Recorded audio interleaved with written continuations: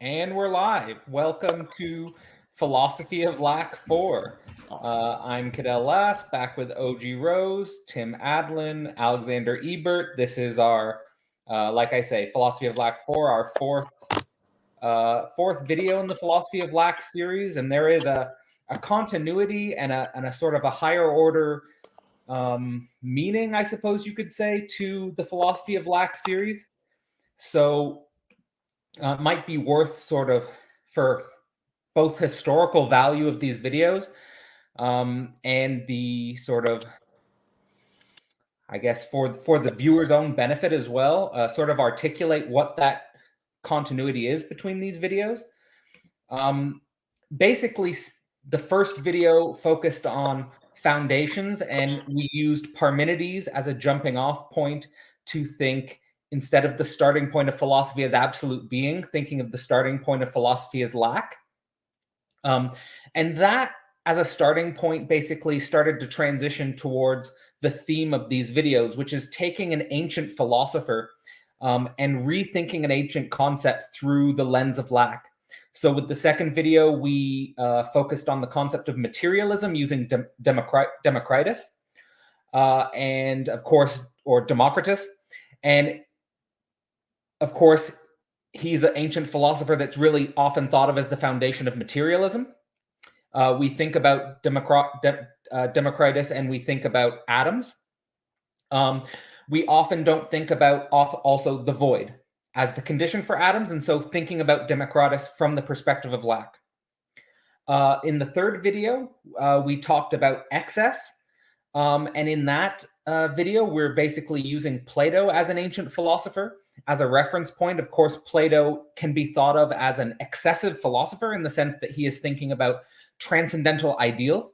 He's thinking about a realm of eternal forms. And we were trying to think about those forms, and we were trying to think about those ideals as something that emerges in lack. So you get the feeling here of the continuity of this series is taking ancient world philosophers, taking foundational concepts like being, like atoms, like forms, and thinking about how we might be able to rethink some of these concepts from the point of view of lack. And that basically started with this feeling that I articulated to all three of my interlocutors of this feeling of something missing, this feeling of a void. It's a affective problem. It is a feeling of how do I make sense of this emotion? How do I make sense of this affect? And how do I engage in philosophy from this standpoint? And I think that's a good segue into the fourth video, which will take us to this idea of the address. This has come up in previous philosophy of lack videos. It can be juxtaposed against the idea of explanation. When we are addressing the other, we are going to try to take the perspective that it is actually the singularity of addressing the other person, which should be primary or can be thought of as primary philosophically, over and above the explanation. Oftentimes when we explain things, and when we're in a culture that privileges explanation over address, we can get too lost in generality, and we can get too lost in sort of, basically, you could say, forgetting of being, forgetting of the being in front of us, and also thinking about how the explanation actually is serving that being. What is the value of that explanation for that being? Who am I talking to and why? All of these types of questions in the framework of address change the way in which we explain, or at least that's what I would sort of posit as an interesting thing to reflect on as a starting point. So the ancient world philosopher that I think is a good reference point for the address is Socrates. Socrates is a philosopher who is always, in some sense, situated as a figure in a dynamic conversation. He is engaged with other people. He is addressing and being addressed by other people. His explanations are not just in a sort of disembodied or de-othered space. It's always with others. It's always with the other. And his explanations are oftentimes not so much about telling the other person what to think, but more so inviting the person into a dance or inviting the other person into a tension, which is involved in presuppositions. So I want to here use this distinction of the subject and the subject's presuppositions as an important thing to consider when we think about address. What is the difference between the subject and the presuppositions of the subject? How easy is it to get lost in the presuppositions and identifying with the presuppositions over and above being sort of engaged with the subject? How difficult is that? In my experience, intellectually, that can be extremely difficult sometimes, or even a constitutive feature of intellectual discussion. And insofar as lack is an important concept here for us to think about this, I think about Socrates as a performance as kind of like a 0 point, as a presuppositionless entity, as an empty subject, as a subject without presupposition, or at least that's how he is presenting himself oftentimes.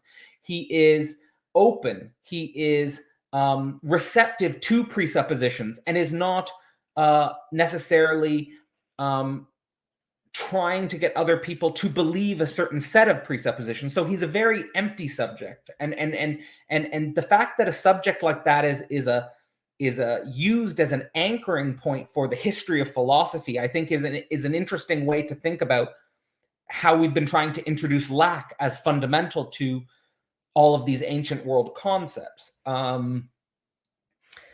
I want to also add about Socrates is that Socrates is often involved in philosophy that's presented in a dramatic way, and also that's engaged in moral problems. Socrates is interested in the city-state. He's interested in the way humans live. He's interested in political organization. He's interested in again, moral problems. And I think that we do need subjects who can function as this lack, subjects who can engage radically with the other without presupposition in order to really entertain moral problems. I think oftentimes morality gets a bad name because of the way subjects think about morality, because sometimes it's easy to be ideological with morality, because usually dramatically rethinking our moral systems or even becoming aware of our moral systems is effectively disturbing. It's emotionally difficult to grapple with big moral problems, especially when they deal with our subjectivity, especially when they can potentially transform the way we organize practically in the world. So maybe one more point to offer before opening it up to the rest of the panel here, is that I think this cultivating a way of being that privileges address over explanation has deep practical consequences, and in my life it has. I think that specifically it helps one to move through intimate conflicts, because when you can move through, so very practical, and I try to make my overall goal in philosophy is to make myself someone whose intellect is more and more serving practical problems in my day-to-day life. But to be able to move through intimate conflicts with address, meaning that I think in my early 20s, I could have been seen as someone who was privileging explanation over address, meaning I was just interested in explaining what I was interested in to people. Whereas I think now in switching from address to explanation, I'm much more concerned with who I'm talking to and why I'm telling them this information. And I want to become more that type of being. I want to become more the type of being that doesn't need to explain. but becomes a being whose explanation is serving address. And also that when I'm being addressed, that I can be an empty subject. So if someone is addressing me with something that's actually emotionally disturbing, or if someone's addressing me about something which is somehow reaching into my being, that I can be the type of subject who can endure and move through such being addressed, and actually not be reactive if I'm being addressed in that way, because maybe they have something important to tell me. Maybe they're trying to tell me something which isn't in the actual content of what's being said. And that if I'm empty enough to perceive what it is that's being said through those presuppositions, that there can be some deeper understanding there. And I think the second thing is, as it relates to how I've been trained as an academic, I think as academics, or even as professionals in general, we can fall into the trap of being a pre-programmed identity that just gives explanation over, again, serving through the address. So that could be even for the musician, right? Like just going up there and performing a certain set of songs, right? Or like for the professor, like I saw firsthand, is like my PhD supervisor would give the same presentation every year, right? Just the same pre-programmed presentation every year to a new set of students. There wasn't anything new. It's just the same explanations. And so I think becoming this entity, which is a programmed set of explanations, is something that is not only something that deadens the subject because you become too identified with a certain set of propositions, but also something that sort of limits your capacity to serve the moment, and what's really being called forth in the moment. So I think that's basically all I have to say here as a starting point. I hope that's a useful starting point, but I'll pass it to you, Daniel. Beautiful. Gentlemen, I love speaking with you. This is wonderful. And Cadell, everyone should know that Cadell has been framing these discussions by these ancient thinkers, picking them out and writing those incredibly elegant and beautiful descriptions in the YouTube videos. I usually just put links to my website. I don't write descriptions like that. It's really freaking impressive, and has helped structure this whole thing. And so, Cadell, thank you for all the work that you've done. Tim, I've loved meeting you, getting to go to VoiceCraft, all of the different people meeting there has been delightful. Mr. Ebert, I think about freak theory, dead cool, total relations all the time, and has been extremely helpful in some thought that I've been exploring, reapproaching Leibniz. So I'm grateful for that, and this is just so divine. I love everything you said, Dr. Last. One way perhaps to put the address explanation distinction that we talked about in the email, explanation would be the physical process that makes it possible for your fist to hit a wall, where address would be the why you're hitting that wall. And explanation can be useful because if you know that when you eat a lot of chocolate, you have more energy, and that might increase your likelihood of punching a wall. Explanation, knowing how the body works, can help you not punch that wall. But you also cannot perhaps reduce the fact that you're punching that wall to the fact that you ate too much chocolate. It might have something to do with the fact that your boss treats you like a number, that the stock market is crashing, and you did not diversify your portfolio, so on and so. But why didn't you do that? Well, because your dad made you think that being concerned about those things were materialistic, so you never learned those financial skills, and you have to come out of that. But at the same time, there's some benefit to that because you don't want to be materialistic. Oh man, that's a whole story that you have to go through. We don't have time for that. Let's just do some presentation every year over and over again. So, one of the things on what you're saying, there is a temptation to explanation because it's very general. All of our bodies, if we go to that example, generally have some similarities. We have similar impact. If we eat chocolate, you have similar things activating the brain. If you have high testosterone, there are similar things. So an explanation is more readily applied. Now, of course, not everyone has the exact same physicality, but it's something general. But once you get into address, crap, you got to go into the individual story. You got to learn why they have those thoughts. You got to go into the narrative that brought that person in their individuality to the place where they are punching a wall. And that is work, and that is hard. And you probably can't get an academic position by doing it. You probably can't write your dissertation on the story of Sam for why he's punching a wall, even though that work might be the most important, and probably could easily be the most important work in the world for Sam. in Sam's individuality. And in that respect, there's a whole lot of incentive from an institutional standpoint, from an economic standpoint, to focus on explanation as opposed to address. Now, of course, these are generalities. There are certainly college fields, professors that are in the business of address, that are seeing patients. We are generalizing. We're always dealing with maps and never the territory, and we're always seeming to overfit or underfit. So do forgive. But I do love Socrates. I was looking at once you had mentioned that for me. Oh, and the painting you picked is great for the description. Everyone should like look into the history of that painting on Socrates. It's really cool. Like some people think it's Plato sitting at the end of the bed and it's pretending like he's dreaming it. There's all these cool symbols of different things. So again, you're really, yeah, you've got a wicked cover picture game too, Cadell. You're like wicked at that stuff. I go to your YouTube channel, I'm like, my gosh, look at that aesthetic eye. Anyway, with Socrates is so fantastic because I was looking at a euphophro. I am probably not pronouncing that right. I'm just a simple boy from Virginia, everyone. Euphophro or whatever, which is the one where, you know, Socrates is hanging out doing what Socrates does, and the lawyer boy comes up, and Socrates is like, hey, man, where you going? And Euphophro's like, oh, I'm going to court. And he's like, wait, whoa, yeah? Is that where you go? Yeah. Oh, what are you doing? He's like, well, I'm going to, you know, convict this guy of murder. Socrates is like, what? That's not, you don't hear that every day. And he's like, oh, so who is this? Like, my dad. You're convicting your dad of murder? He's like, yeah. And then Euphophro is like, Socrates, you are such a noob.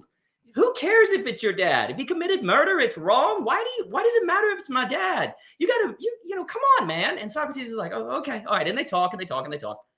And you get that famous dilemma where he goes, okay, yeah, is it because Euphophro's like, well, the God said it's murder's wrong, so we got to do it because that's what the God said. And do note how convenient it is if the gods say do it, because then you're just doing it and it's not your fault and you're kind of absolved of responsibility with kind of, you know, it's like an explanation that gets you out of having to address the fact that you're carrying it out on a personal level. But anyway, you know, this is where Euphophro says something along, you know, where he's going, he says the gods, and Socrates is like, is it good because the gods say it's good?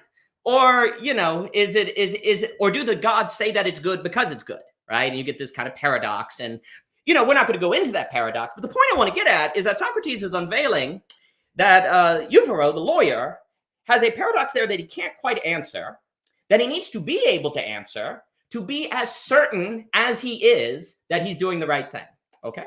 So Socrates is bringing Euphophro to a place where it's like a kind of void, if you will, a kind of lack. He is lacking an answer to that paradox, but Socrates is simultaneously unveiling that he is operating as if he is not lacking that explanation, that he is sure of yourself. Now, Socrates is not saying that Mr. Euphophro should not go to court and he should not do what he's doing.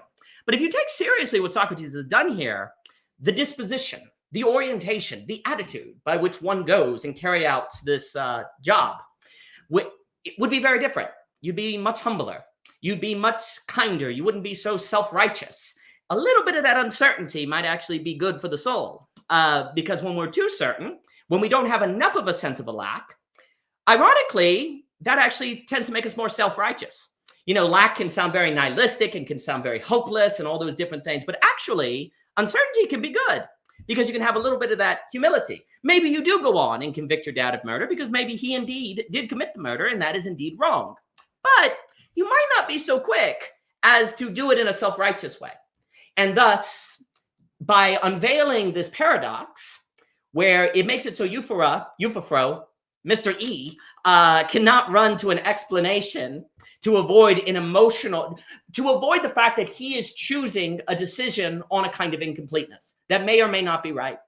And that thus makes him responsible, kind of in an existential sense, although lack is not equivalent to existentialism. There are existential dilemma, you know, there's dimensions here because you take responsibility for it and you also own the fact that you are operating on something you can only be confident in, but not certain in.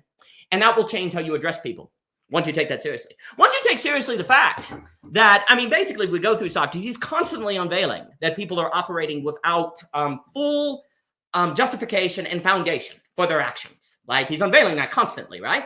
He is not saying that they are wrong. You know, that's what you can read, right? You can say, well, they're wrong. No, he's saying that you cannot know and that you cannot know, and yet you still must act. And so you're always operating in a kind of contradiction space. Oh, yep, you knew Hegel was coming. Of course Hegel was coming. Of course he was coming. You know, so there's this constant space of an A-B, right? You know, if you could get a foundation and know that you were doing the right thing, well, then you're just doing it because it's the right thing. It's not you. And so you can, however you act, whatever you do, it's kind of not in your ballpark. You don't have to worry about address so much. But once you take seriously that you're operating in a ontological lack, if you will, this lack of an ultimate justification and foundation, both ontologically and epistemologically, that radically changes how you act and how you behave. And that is a good thing. The philosophy of lack, in this sense, and then I'll pass it on to Mr. Adalin, I think it is very important to see thus the philosophy of lack, just like Dr. Last was stressing, having a practical benefit. It's very practical. In a good way, in a moral way. You are being less self-righteous. You are being more open and also acknowledging your own contradiction, your own operating from a lack of a foundation, and yet you are still acting as if you fully have a foundation because that's the world into which you are Heideggerian thrown. That doesn't mean you're wrong, but you can just not be so sure you're right. And that's a good thing because a world that had a lot less self-righteousness would be a better world. And so I think Socrates is introducing us to that way of thinking. Which is good for us. And the other thing, the last thing I'll say is the second way that I think Socrates is a very good teacher. He's constantly telling people like, man, I don't know. I don't know. He really is participating. And you know how hard it is to tell people you don't know something? Or, okay, when somebody references a book and they're like, have you read that? And you're like, I heard of it. I know that book. No one likes to admit they haven't read something. No one likes to admit they don't know. No one likes to admit they can't follow the lingo or the terminology. Nobody likes that. And we do everything we can to hide that. Socrates, from a performative element, because I actually am going to, yes, I know in the dialogue we were talking before the talk, it's in the person is reduced to just agreeing with Socrates the entire time. But if we really take seriously that Socrates is admitting that he doesn't know, that he's not hiding the fact, then there's two things that's going on there. One, that is suggesting that that is something we ourselves need to do to really get to the place of lack where address is possible. And second, that also means that Socrates is kind of doing an address on himself. And what I mean by that is when the feeling comes up inside of him to hide the fact he doesn't know something, when the feeling comes up inside of him to act like he knows something when he doesn't give in to that temptation. And in fact, that is necessary to become that 0 point that Dr. Lass was talking about. He is resisting the temptation to hide the fact that he himself is not complete. And basically, all of us live our lives having to decide to what to, we're all improving. We don't know what we're doing. Adults just are better at pretending like they know what they're doing. And there's mechanisms of masking that, of hiding that. Socrates gives us reason to think that we mustn't do that if we are to be able to address people and to simultaneously be addressing ourselves, which you seem to need to be doing both in order to have a full address. You have to be, I like to say, developing with the other person and developing with your own completeness, as opposed to acting as if it's possible to develop out of that incompleteness, as if it's possible to develop from that incompleteness. Socrates is showing we can only develop with that incompleteness, with that lack, as opposed to ever think we can get to the place where we can develop from out of that lack. This is quite critical because there is development in the philosophy of lack, but it's more of a development with lack, as opposed to an idea that we can develop from out of lack. Now, that's not to say that there's no instances of developing from. For example, I can be addicted to alcohol most of my life and get to the place where I no longer want it. You can have instances of developing from, but there's always ultimate, because of essential lack, that ultimate, there's always going to be something, some part of that you need to be developing with. And maybe that's just the pride to hide the fact that you don't know something. So you always have to be developing with. And Socrates shows us that in order to successfully develop with, we have to put ourselves in a place where we don't hide the fact that we don't know everything all the time. And here's the thing, I guess this is the final point. That's emotional. We always talk about the Socratic method. If we take seriously what we're seeing here, it's almost like the Socratic embodiment. Not only is he going through a process where he is showing a lack of a fundamental justification, that people are operating off of a paradox, contradiction, all those other things, he is also putting himself in a place where he has to feel what it's like to admit that you don't know everything. There's an embodiment element here. It's not merely a frickin' method. You think it's a method, you're going to end up over-privileging explanation. What you see in Socrates is also an embodiment. And so I think, and then I'll give it to Mr. Adalin, a critical dimension of trying to move to a space where we rightly balance address and explanation, and we make our goal address the subject people, is going to require an embodiment. not merely a method. Wow. Amazing. Good to be back with you all. I know there's been some changes over the last few months for all of us in different ways. Yeah. The point about embodiment and emotion is for sure important. I'm faced here with the challenge of not slipping too much into explanation to speak about address.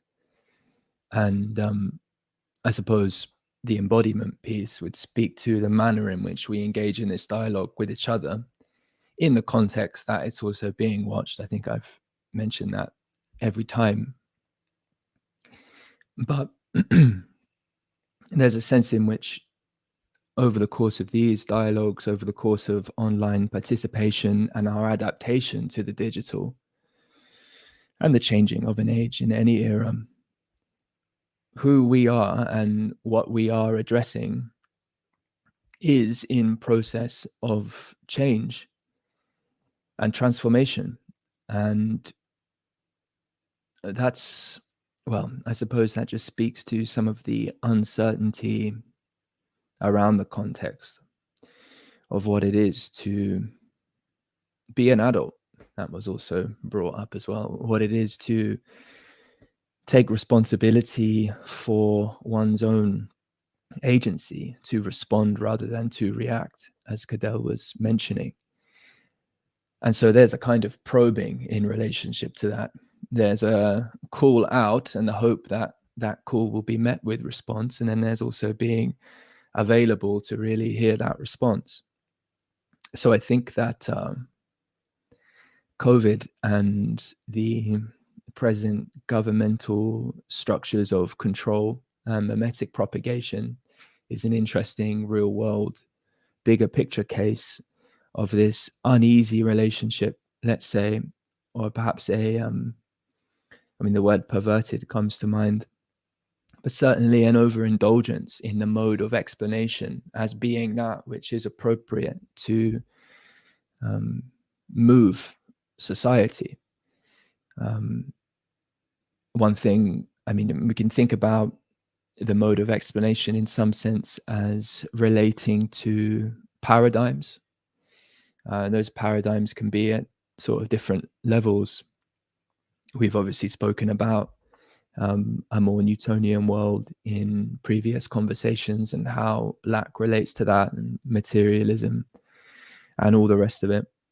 There's also paradigms of what it is to enter into conversation, what it is to address someone, right? We can mistake, I think, the protocols for what it is to engage in society, what it is to say hello and how to enter into a conversation, or what's even permitted when you meet people in various places. Often when that frequency of conversation wants to stay quite narrow, there's a sense in which we're only willing here to go within this narrow, mode of explanation that only touches on these particular points, and we're going to have to endorse certain presuppositions about what those paradigms are that we're swimming in and speaking from without maybe even being able to name them. And so in the context of COVID, whatever the flavor of the day of what's happening is, whether vaccines are safe and effective now, before, how to even remotely approach that given the complexity of the immune system and the sociological effects and the psychosomatic effects and just all of that. There's a situation here where at best, in the context of explanation, it must be seen as a kind of complex and evolving and updating dynamic. And but if we only engage in that mode of explanation, as I'm understanding it to be used, without actually being able to address each other, then it's as if I don't know why the hell this image is coming to me. It's kind of like, I'm just going to go with it. It's like with some sort of Pac-Man just eating each other in a weird way. Right? It's just zero sum, get all the food eat you up, get away from the ghost. This isn't the best, but it's you know, what an incredible thing to really address each other in the era of COVID, for instance. And I just mean that to point to this complex dynamic that that intimately addresses us at every level of our being. How we relate to the future, the past, the present, all of that. And it can obviously be immensely unsettling. So I guess I just mention this because it is, and it remains the case, that part of the context for our address today is one that finds itself in this kind of world, where we might say, in the in the deepest ways address is called for, it's lacking. And paradoxically, or perhaps I'm misusing that word, part of what we've been exploring in this series is that our inadequacy, often the lack of our courage, but also our wisdom and our support and our caring support for each other, are some reasons why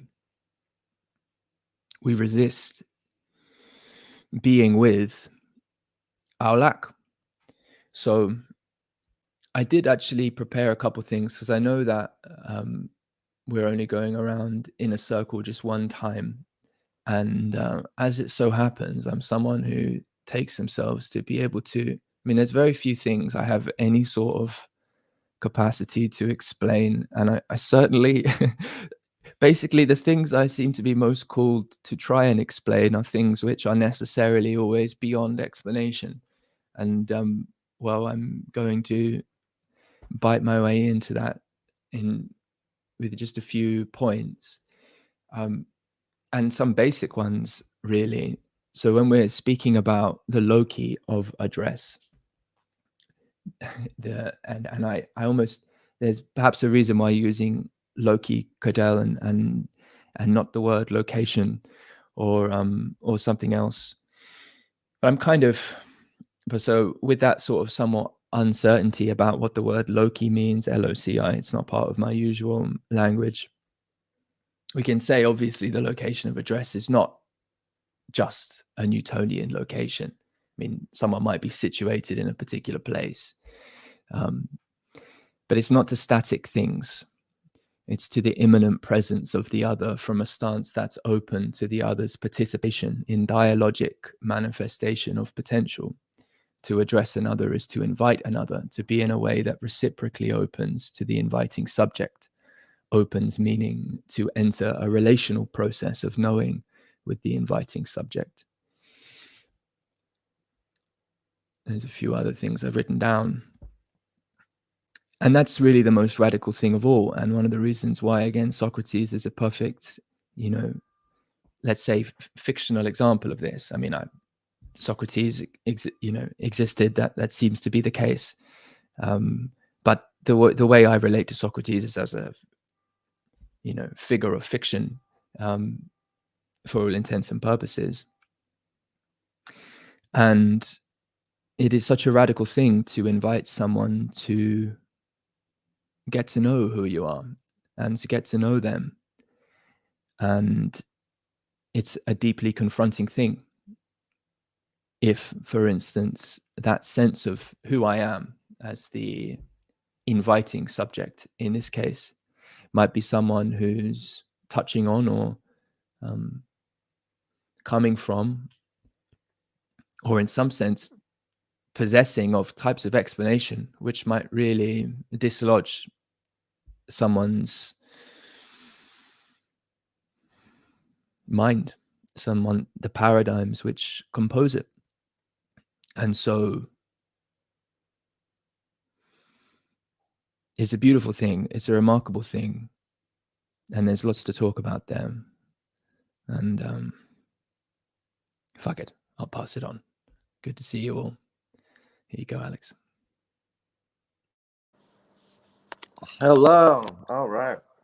You can hear me? Okay. Yeah.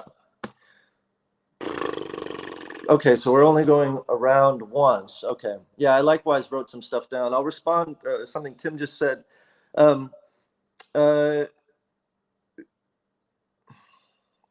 This is just a thought, but I think it's, for me, correct. If I invite you to get to know me, I'm inviting you to get to know how I relate to my own dissolution. That's ultimately what you, that is what you are to me. I get to understand who you are in relation to your own existential dread. That's essentially, at the end of the day, what I'm getting to know. How do you relate to your own dissolution? How do you relate to your own death? How do you relate to the void? Determines basically everything about you, because from my point of view, the subject is formed in relation to the void. Let's see, I'm going to just read something off. Lack comes from the existential dread of the transitory nature of the subject. The oneness of total relation, or the big other, or God, or oneness, whatever we want to think of, that totality, is desired at the expense of the ego, in my opinion. The ego actually requires the lack, the division, the demi-relation, and it requires that lack to persist. In other words, lack forms the ego, and thus lack becomes instrumental to the ego. Thus, the ego itself is neurotic. When I'm getting to know you, I'm getting to know essentially you in relation to nothing. How do you deal with that, etc.? And so this manic sort of neurotic process, we've been talking a lot about address. And I also like, for those watching, to address someone, etc. It's actually very simple language. It's being used in a way that I think can sound confusing. We're just talking about the confrontational aspect of addressing oneself and the problem, as opposed to just explaining the problem. And yet we don't want to involve our subjectivities, because we don't necessarily want to think about how we arise from our relationship to the void, our existential dread. And so instead, I think we don't address, right, what civilization has largely done. The whole goal of civilization and its immortality projects is to pre-dress. So we don't have to address. So we get these pre-concocted, and I think a bunch of you were talking about this and referring to sort of these pre-concocted, prefigured rubrics to prefigure our spiritual transformation for us. And so we get all of these sort of pre-dressings. Now, these pre-dresses are supposed to give us sort of comfort. So we were born in the world, and religion, for instance, we're given a religion. It's like, this is going to sort of short circuit your need to address yourself and the void, and give you sort of a way to preemptively prefigure yourself in relationship to the void as either eternalized through heaven or whatever mechanism.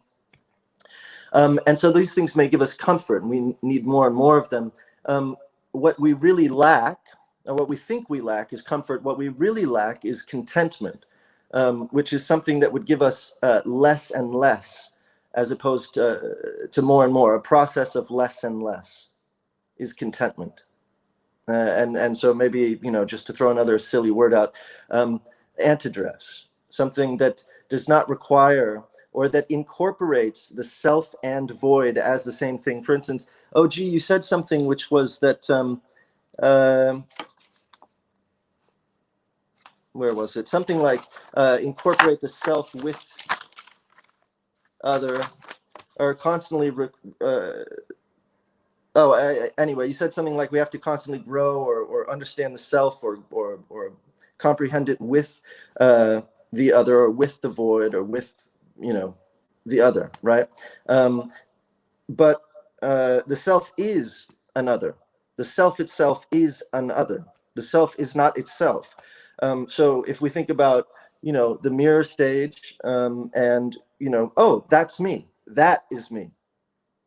That is me. So where is the location of the self without it being another?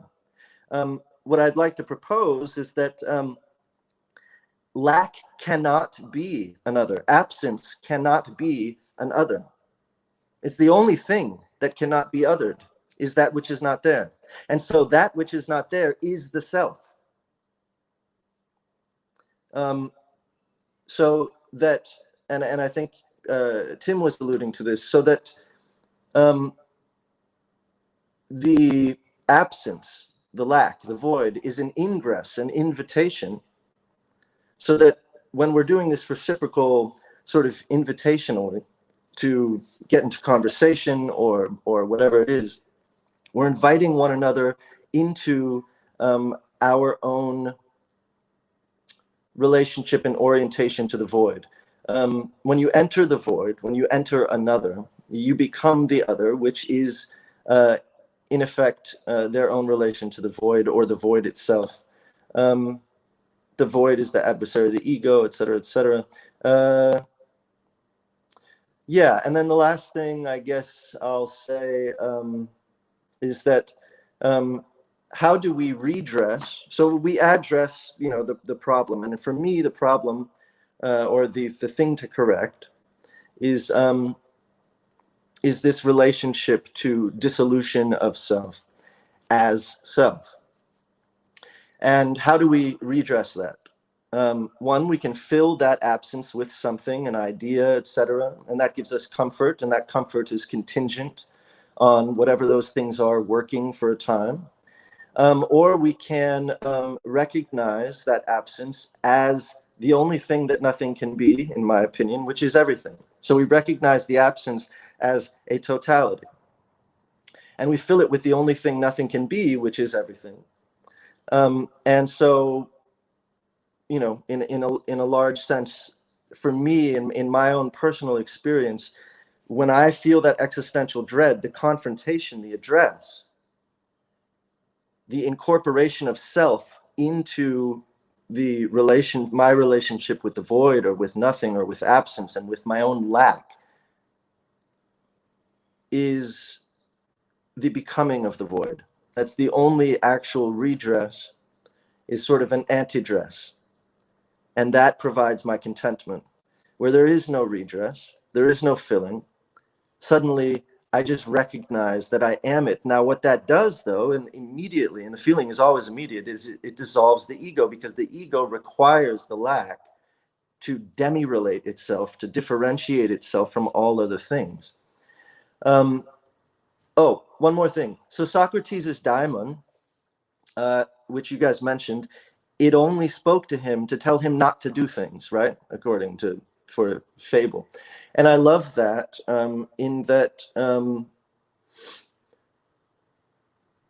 in his vocation was, well, I wrote this down somewhere. Yeah, lack, not knowing, is the spirit of vocation for Socrates. So that everything else is sort of inertia. And then when he's called, when he hears his vocation, it's to stop. It's the not knowing. It's the dissipation of the inertia, and the making room for the lack as the pause and the ingress of wisdom. Anyhow, yeah, it's great to be here with you guys, and I'm excited to open it up. Cheers. All right, great. I think that in my view, what Ebert just went over is a good example of basically the entire theory of the Lacanian subject. I mean, I think if you go through what Ebert just said, there's a lot there, I think, that mirrors basically what Lacan's trying to point towards as sort of the emergence of the specular image of the self in the mirror, where you become alienated from yourself, where you get identified with an image of wholeness, where you get identified as an image of oneness, where you get identified with an image of totality, the big other. And then you go through a process of dissolution, of falling apart, where you realize I am the lack, I am the void itself. And the only thing I wanted to say about that process is that I think that that's a necessary process to go through, to actually be a subject capable of address, and capable of really the challenge which Ebert was pointing towards, which is to actually relate to the other involves, I'll use the language of the irreducible non-relation, which is the existential dread, which is that I'm getting to know you through your death, through your void, through how you relate to that death, through how you relate to that void. And all of the systems of explanation, all of the positive ideals, and all of the positive images of an other world or a better world or something like that, not that a better world isn't possible, but all those images of a better world, and all of the systems of explanation, especially the systems of explanation which are general and not located within the address, are really safety mechanisms or defense mechanisms that are guarding this anxiety of going into the existential dread and actually relating and building real communities. And I think that, or building real, not real communities, real, I mean, that might not be the right word, but real social relations. And the example I want to give that points towards that's practical in my life is, I think the sort of mega transition or the meta transition that I've tried to mediate in some sense between the type of relationships that I experienced in an institutional framework and the type of relations that I experienced in an institutional framework, and the types of relations that are kind of emerging in my digital network, which are not really institutional identities. I think what I'm trying to achieve with the relations in my institution, in my digital network, are relations that are built on a type of radical potential companionship, which are tiptoeing towards what Ebert was saying, which is to really have a companionship of the void, or a companionship unto death. Why not? Why not a companionship unto death? Otherwise, what's the point of a long-term vision? What's the point of a long-term project? What's the point of really collaborating in the first place? Now, we always say in a marriage ceremony, until death do us part. I think that why not think about these things as it relates to social relationships beyond the traditional sexual union. That doesn't necessarily mean that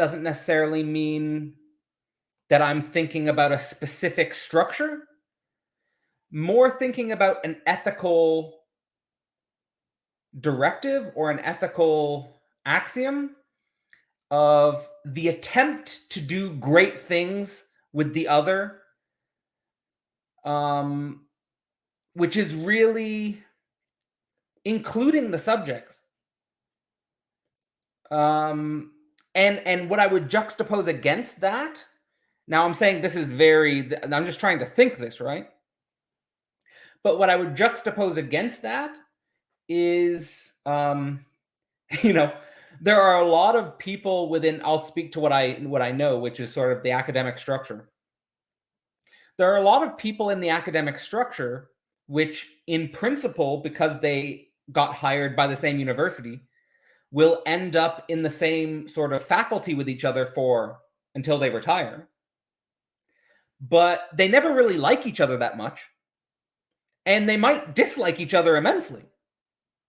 And the reason for their coming together is not really because of some deep truth search that they share. And it's not really because they really want to know the other person unto death. but it's just because, well, I happen to get hired here, and you also happen to get hired here, and, well, I guess we'll tolerate each other.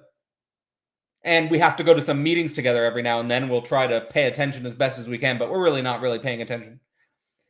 So I think that this is interesting to think. I think that you have to, on the one hand, just to point towards what Ebert was, just to like sort of bounce off where Ebert left off, I think you have to have an understanding of the subject, which has to go through some traversal of the fantasy, to use the Lacanian terminology, of this oneness,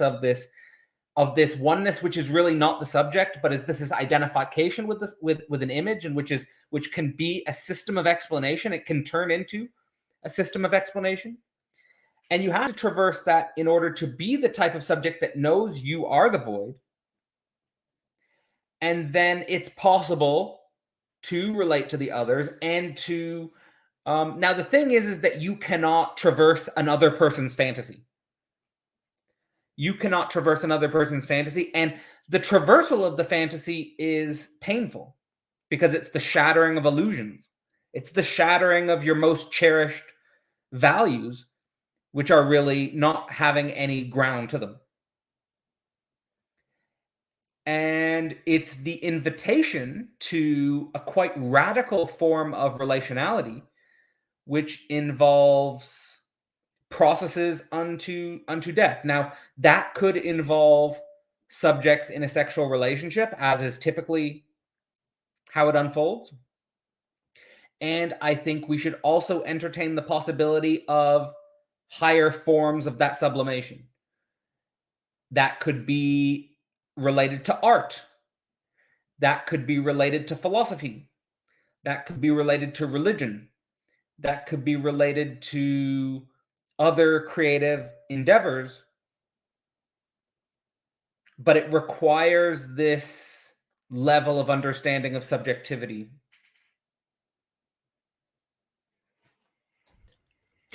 Can I jump in with a couple of things? That was great, and the reason I'll do it is partly just to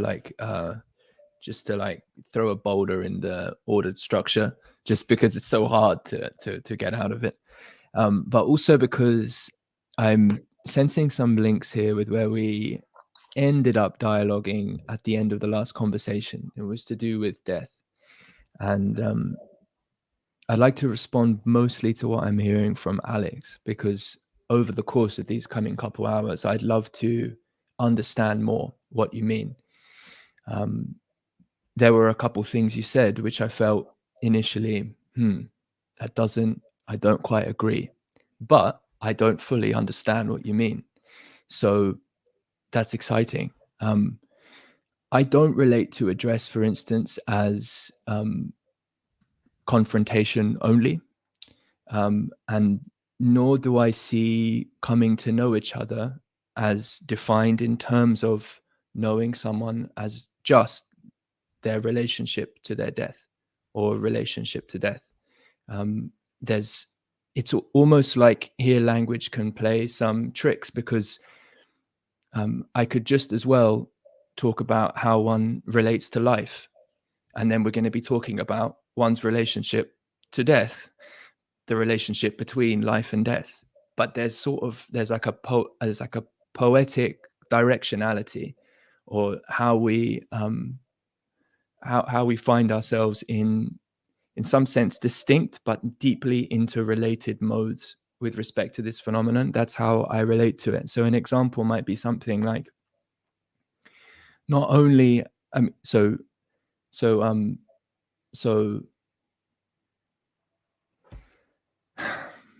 always wondering how personal to take these things sometimes in public speech. But let's say I'm walking along down the street, and my partner, she recognizes a flower she finds to be beautiful.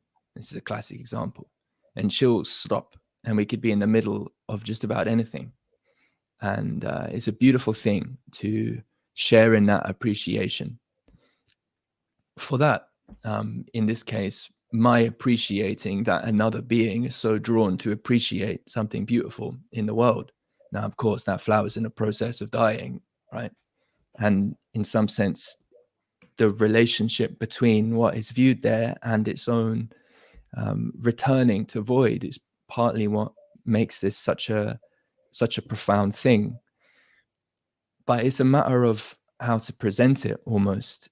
There's how one has developed to enjoy life, to live it well as to know how to be in relationship to the fullness of its blooming and its departing, which seems important.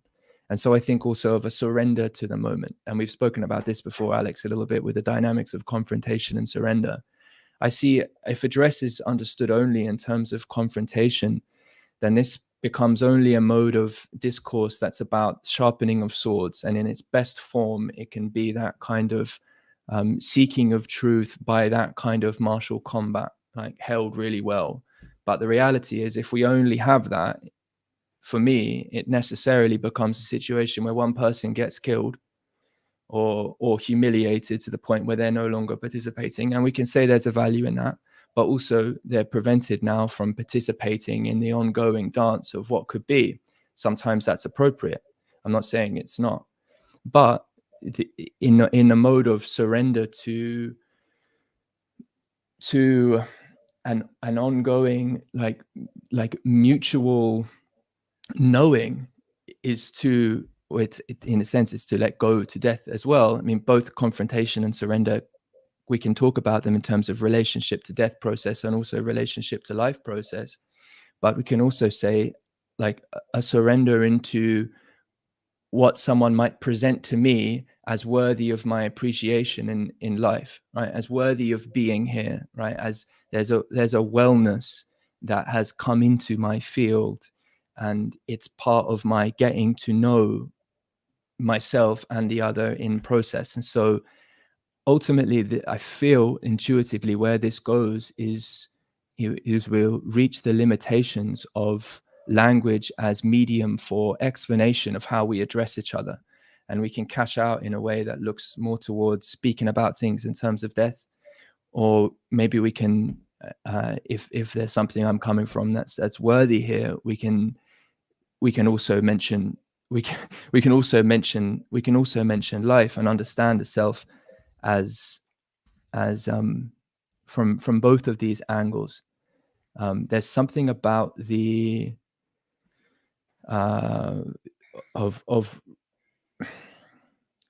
no, that's maybe too separate a point. I think it'll come out over the coming couple of hours. But I wanted to sort of say this at the beginning because it maybe gives us something to wrestle with a little bit here over the course of the coming couple of hours. Yeah. May I respond to that then? So first of all,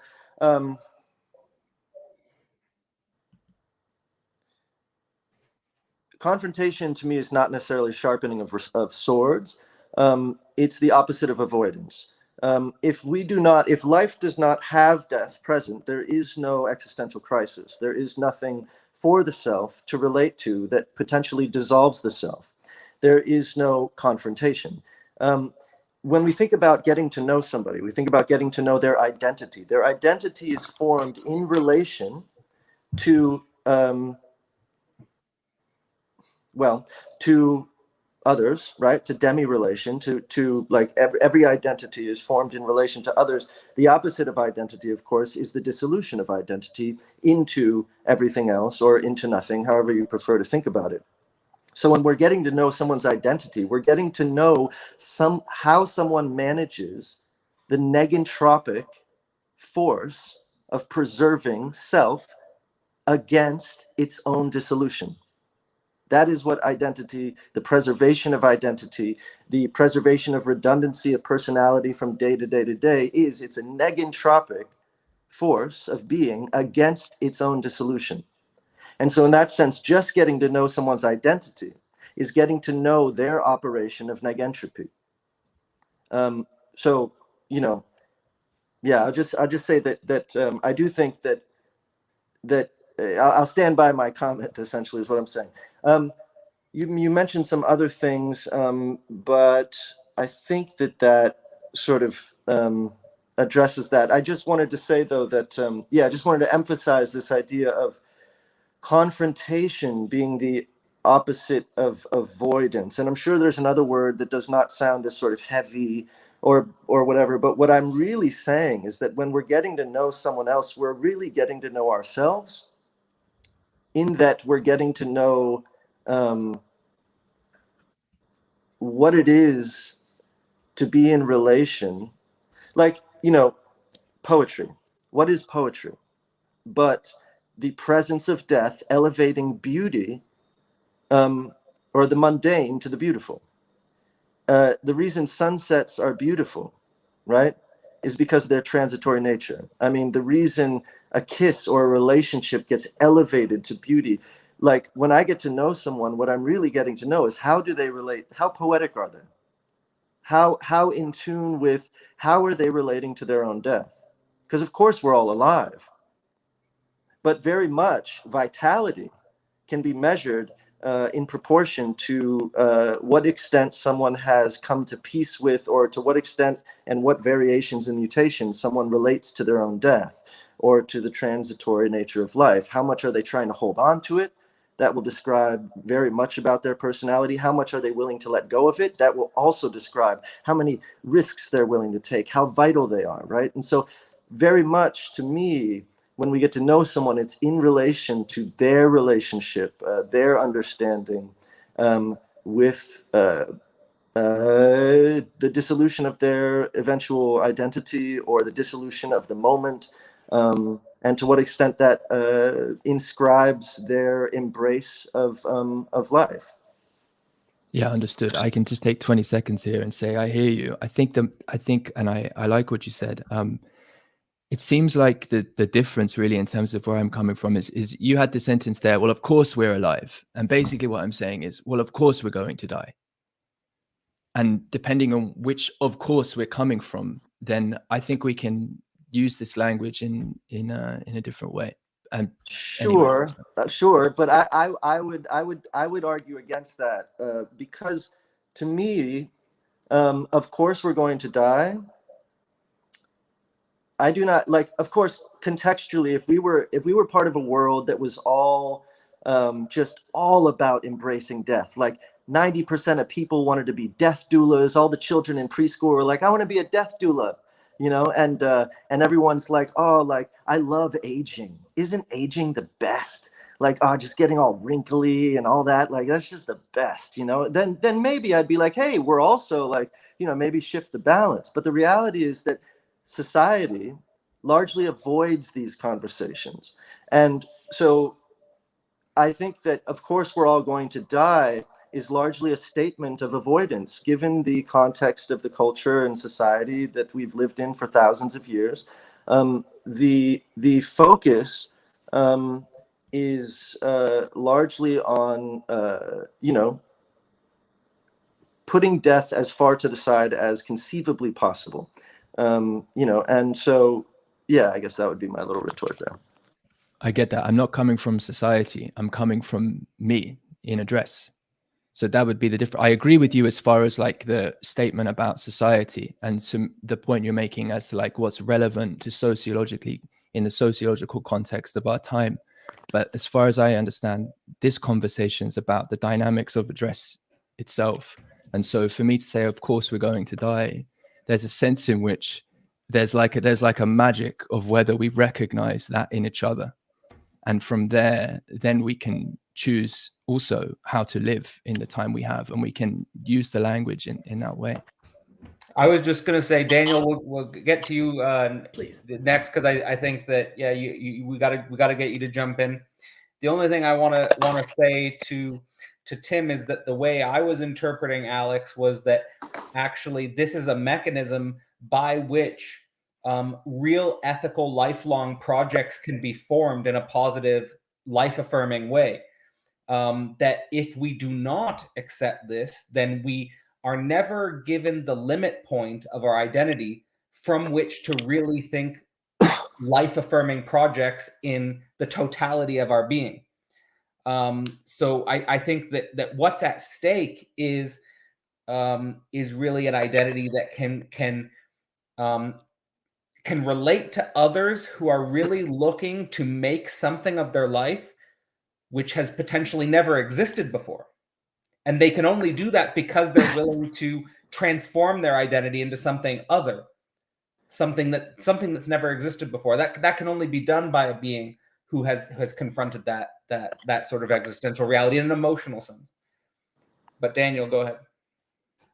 Delightful. And, you know, I was under the impression we went with the loci of address because it sounds like Loki and Marvel, and the algorithm would give us all the Disney Channel people. Loci. Yeah, well, you know, like I said, I'm a Virginia boy. I can't pronounce. Now that we've got negography, we might get like Negan Walking Dead with the algorithms. It's all going to work out. Opposite of entropy. Very, very nice.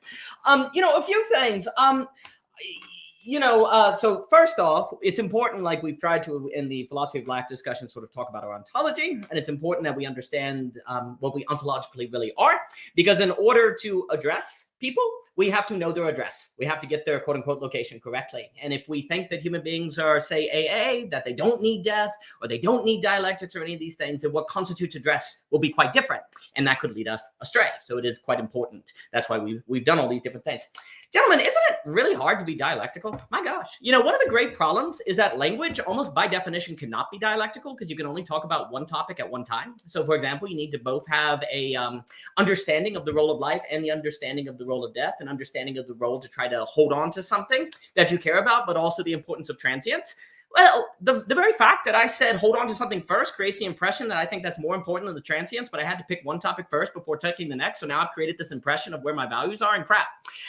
Language, basically, space-time makes dialectical speaking really freaking hard. And that's why, in my opinion, having fun looking at academic journals, man, you can make an entire career just criticizing emphasis. Like you can so make an entire like just saying that these thinkers over here are overemphasizing, you know, the continental tradition, and they need to have some analytical stuff. Dude, if you literally had a paper that emphasized everything equally the way you need to be dialectical, nobody would read it because it would be really long and difficult. So you always have this great tension that you have to deal with. You know what Mr. Ebert is saying? If you never died, then life might not be precious, right? You know, the very fact that you can die can add a sort of value to it. But at the same time, if you weren't alive, you couldn't die because you just wouldn't exist. You wouldn't be born. And so you couldn't have that valuation. I think also this gets into why you need lots of different philosophers, lots of different thinkers, lots of different artists doing different things. So for example, someone who may be struggling with, the value of life, depression, they might have just broken up a relationship. They may need a philosophical doctrine that's going to emphasize the importance of life, the importance of, say, taking those walks and seeing those flowers. And that may be what needs to meet them at a particular moment in their life, because that's the emphasis they need to get back to a dialectical balance. But let's say that person reads that philosophy when they're, say, 26, and they, get back up and they're like, you're right, life is worth living. But then 32, there's some CEO of a big corporation that's trying to live forever and doesn't care much about Mother Nature because they just want to keep their stock value up. Okay, well, at that point in the person's life, they need to be reading Mr. Ebert's work on how life becomes cancerous if you don't have any sort of acceptance of death. So you can also have a moving scale relative to people's lives and different things like that. And that also actually gets into what you were saying, Mr. Adalin, on the system and the state and explanation. One of the reasons you actually have to, now it's a twofold thing, because the bigger the scale, the bigger your nation state or whatever, the more you're going to need a system to organize that difference that actually can't address all the particularities or become dysfunctional. But if people on the ground aren't doing the work of address with, say, their neighbors or their friends or different things, then you can have a lot of explanation that leads into a sort of smothering of people that doesn't feel good. And then people react poorly against that, even if, say, the system has their best interest in mind. And then you get a lot of dysfunction. Right? Like, for example, you mentioned vaccines. Okay, well, maybe there's someone who doesn't want to take a vaccine because when they were a little kid, every single time their dad yelled at them, they held a knife and they shook it at them. So when they see a sheep object, they get very nervous. So the way you're going to get that person, say, to take the vaccine, if you think that's what needs to be done, is you have to address the fact that they have a childhood reaction against something sharp, right? Well, if you're just a nation state and you're just telling everyone you need to take this or you're an idiot, you're not going to address that person and actually make them open to that possibility. So that's the danger of when you get a system, you can have a loss of that address that needs to occur. And then people get upset and then you have a populist uprising, and that's not too good for anyone.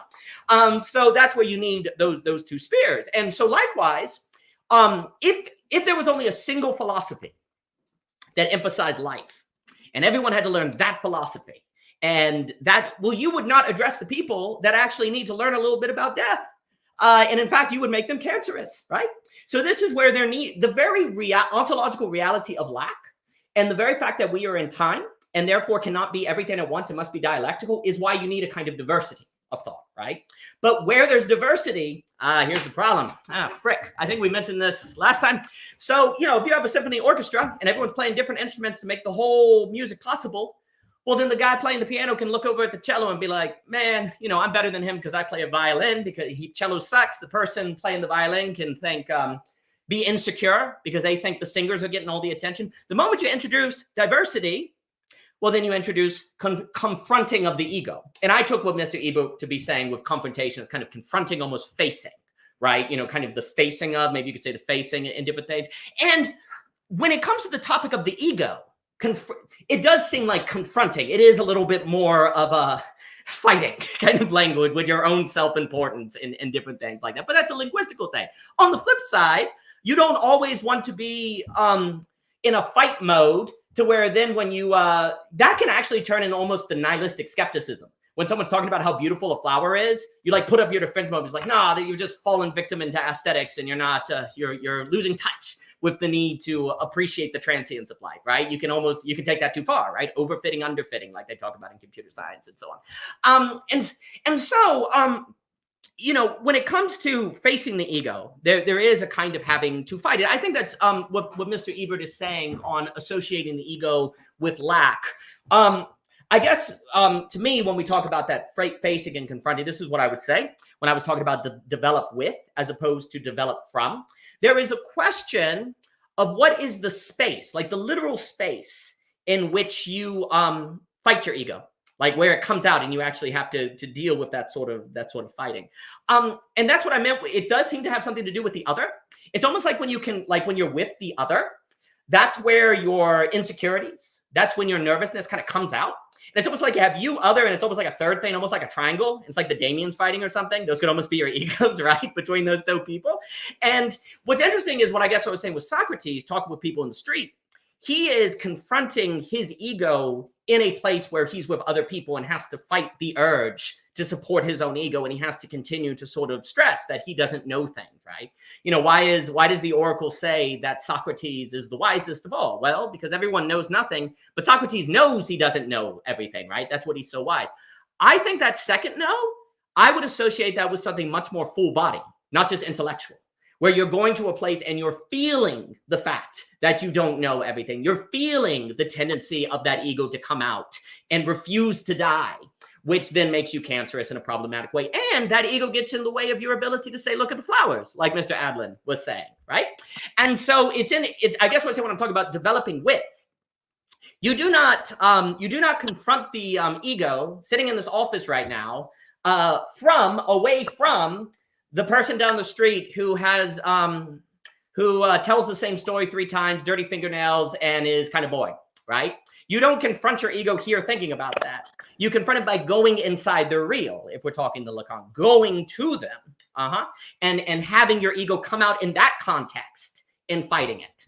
So like the developing with your ego in a sense of trying to overcome its tendency to not die and thus become cancerous. The question is in this sense, it's the location of where you address that. And it would seem like the other person has a role. And I do like what you're saying on the ego kind of almost being a thing that you are with. It's almost like it's like you, ego, other. And that triangulation, and it's all developing with all of that in that particular space. Now, the last thing I'll say is, you know, you don't necessarily want to be going and trying to confront your ego as such in the context of someone who's like radically different and radically like very difficult to be with. And that's what happens. You mentioned academia. That can happen. You're just kind of, you know, you're born in Virginia, you have interest in philosophy, and then you're thrown on an academy with someone that's radically other. And you didn't have any like gradual training to that place. I think this actually suggests the need of kind of a gradual process of different degrees of otherness, so you can have different degrees of confronting the intensity of your ego, so that you can get to a place where you can handle those more extreme differences. In the same way that when you go to the gym, you don't want to go straight to the heaviest weight because you may tear your muscles as opposed to build them up or things like that. So then that would almost get into a need of a social ritual as such. Yeah, no, I appreciate y'all's thoughts so much. I want to clarify a few things, and just banking off of what Daniel was just referring to, and regarding confrontation. In my view, the void is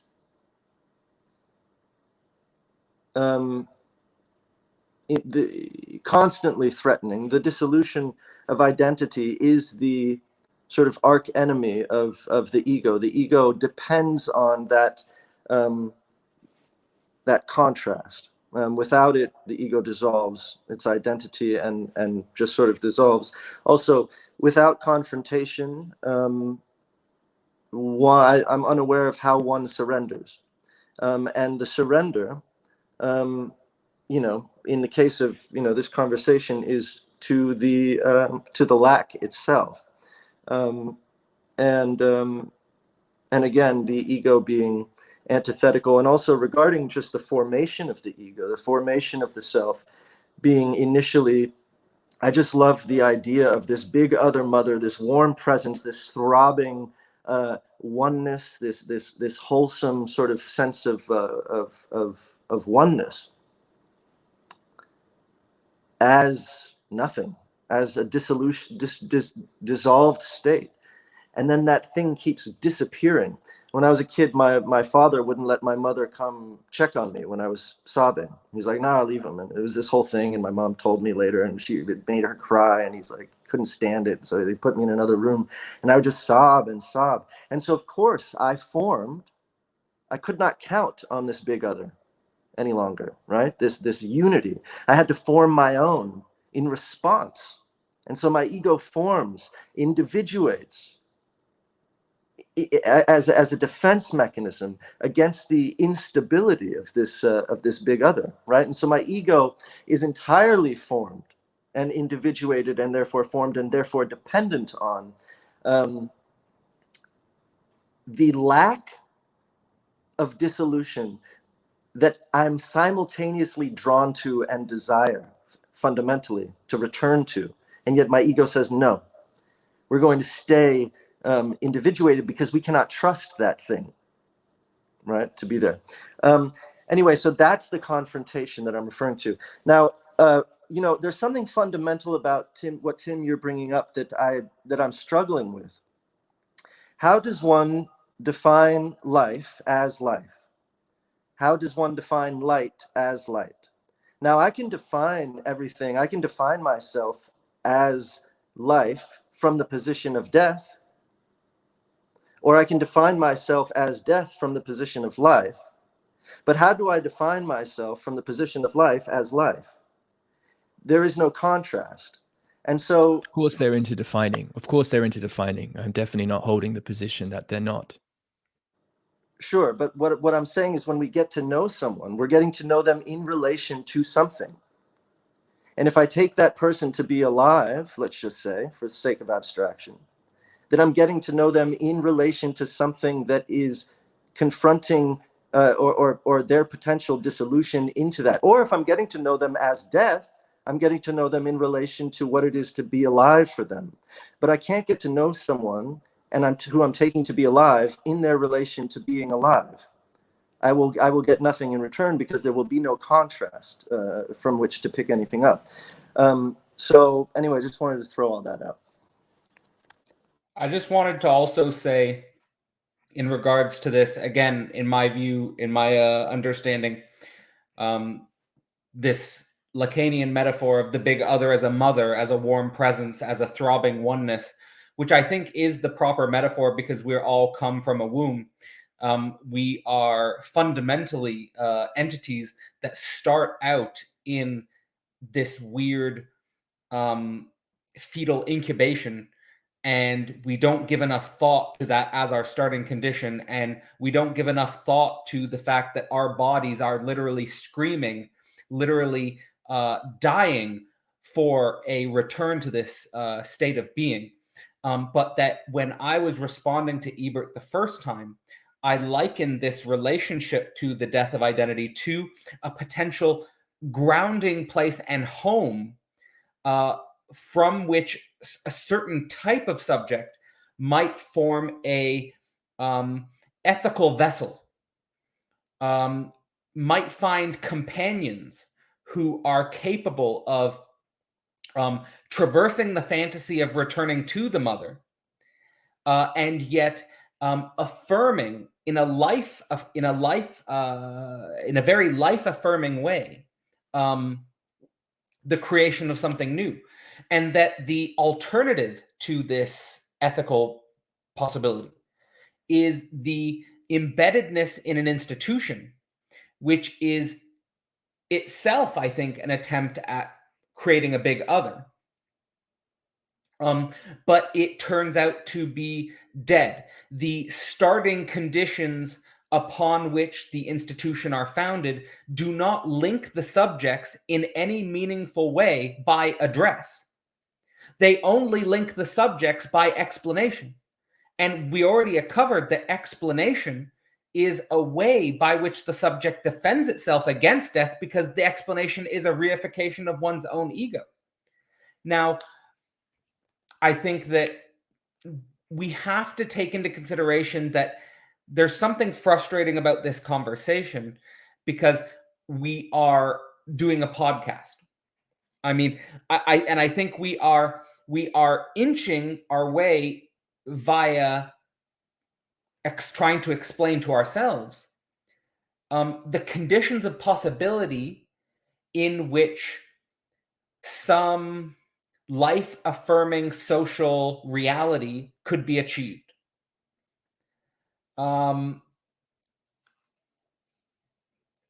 I think that this contrast between life and death, it obviously has to be one that also makes it clear to those who, I don't know how to say this, makes it clear to certain type of subject that this is ultimately about really being alive, and that's not to emphasize death in order to not emphasize life. And before I pass it on, just the example I want to give for this is that if you read the first passages of Thus Spoke Zarathustra spends 10 years in isolation, and he comes down to a crowd in a marketplace, like a raving lunatic, basically, trying to tell these people from an inflamed heart that they need to risk their life and limb for the truth and for vocation, and they need to risk their life for the overman. And they all think he's a raving madman. And so him trying to emphasize some radical life affirmation through confrontation with death falls on deaf ears. So we have to take into consideration that for most people, the idea that one can only affirm one's life through confrontation with death sounds mad. And the person who says something like that will be perceived as a madman. And that's exactly what happens to Zarathustra. By the way, Cadell, I have a little phrase for you. Till death do us impart. I will always impart. I promise to always try and impart things to you all. And, at death do us join. Till death do us part. It's bizarre. And to give it but Daniel, you'll get in just now, just to give it this added weight, and this is just to make this fully self-referential is like I basically tried to make my career as a philosopher. Ebert is someone who's dedicated his career to art and various expressions. We all have dedicated ourselves to a vocation beyond basic needs and to some higher creative vocation. What is possible in our potentialities? The four of us here and our closest networks. If we were to really ask ourselves what we're willing to sacrifice to create some higher ethical necessity. You know, what would be possible there? And that's not saying that we do that. I'm just saying that to open up the conditions upon which such conversation might be possible. Marvelous. And, you know, a distinction perhaps between death and suicide might be helpful, actually, just to make it blatant. You know, I think the point that Mr. Ebert is making is that we are always already in life. And we are always already in ourselves. But we are not necessarily already toward death or toward the other, right? And so then when there's kind of, it's almost like since you're always already alive, and you may not even think about it, you just are in being alive, right? Then the corrective that's going to break the AA of just life is going to be a taking seriously death. Now, when we're talking about death, we're not talking about suicide, because that would actually almost be a BB. That would just be death. That would be just as bad as an AA per se. We are talking about a towardness to death. And what's very important, since we're not literally talking about suicide, you're talking about the death of something about yourself, or death of something. And in this case, Mr. Ebert is stressing the ego, the death of the ego. If I'm correct on the language, forgive me if I'm not. You know, so, and so there's this notion, interesting enough, where when you are willing to die, but it's not on terms of suicide, right? I think that's where we can get the confusion. We're not talking about you need to commit suicide. We're talking about the willingness to die, which is different. It's not that you're looking, it's in a sense where you're not looking to kill yourself, but you are willing to put yourself in the places where you might die. And that sounds like a small distinction. It sounds like suicide, but it is not suicide. And in fact, interesting enough, like that's why a lot of religions are weird. Like a lot of religions are stressing death. A lot of religions are talking these things, but they're not talking about suicide.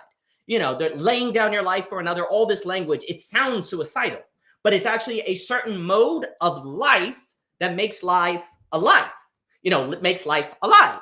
And that's kind of the interesting thing, is where it's actually only by the incorporation of death that then life becomes life. And it's almost like another way to put this is if we use the language of the other, and you are willing to die for the other, then your ego dies, and there's like a little hole now in the circle of you, I guess, that now the life of the other can enter. Okay, so you die to the other, that makes that's a negation, right? Not an effacement, but a negation, where now the life of all death of you is for the sake of the life of the other, entering into that total relation, I guess, the relation that Mr. Ebert is talking, right? So we always have to be thinking, when we're not talking about suicide, and we're instead talking about death, you're talking about the death for the sake of life. But it's not your life, it's the life of the other, of which the idea of the philosophy of lack is doing that will actually be a way that you develop with the other. You do improve. There is a way that you change because you learn not to be so freaking irritable, because you actually go with the other and die to the ego that makes you so irritable. But it's also healthy to have a little bit of self-skepticism where you never assume that you've overcome that nature to be irritable. So you're always questioning yourself and thus always seeking more training with the other per se. And I think the key to this is, funny enough, although I know that Mr. Bard hates beauty, I use the language of beauty all the time, but alas, you know, when you die to your ego and you let in the life of the other, that then makes that flower more beautiful. So what Mr. Adalin is talking about is, how does life become more beautiful? There is, in fact, a kind of death once you are in relation with the other. For example, you guys may not know this, but once you have kids, you just can't go to Waffle House whenever you want to. You just can't walk out the door and go to freaking Waffle House. When you don't have kids, when you're not married, you feel like Waffle House at 2 a.m, you can go get them smothered, baby. You can go get you can go get whatever you want. But once you're married, you can't do that. There's a kind of death that occurs, right? You can't do it. But because you can't go to Waffle House at 2 a.m. anymore, because you've lost that possibility and died to it, you now have kids. You now have a relationship. You now have a certain relation with another that changes you in good ways. Now, that doesn't mean marriage is always good. It depends on what we mean. But in losing the ability to go to Waffle House and having that die, you are now in a space with the other where every single day, you know what the funny thing that happens in marriage? To Mr. Ebert's point, man, you do realize how egotistical you are. You do realize that there's a little voice in your head that's always thinking about how terrible people are and stupid and that's irritable and different things like that. And you have to face that. And that's the commitment space, I think, that Mr. Lass is talking about. That is the kind of developing with the reality of yourself. Can I just so say, that you can be better for the other? Can I just say that whether or not I think marriage is one way in which you can find this out. I think the most general way is that if you are ethically committed to long-term relationships, if you are ethically committed to relationships which extend across many, many, many, many, many years and potentially indefinitely, then you will figure out how egotistical you are, and you will have to confront these edges of yourself. It just depends on how, what are you trying to create? What social order are you trying to create? Are you trying to create a nuclear family? Are you trying to create a higher order community? Are you trying to create an art house?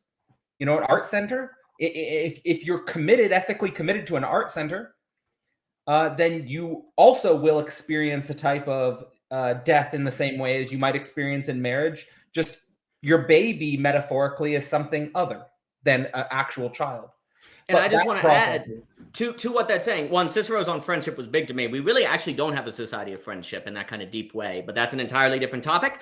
I want to stress, I would say that a point of the philosophy of lack is to suggest that those friendships or relationships that last, that grow and become sublimation, are ones that are based on an idea of developing with versus developing from out of.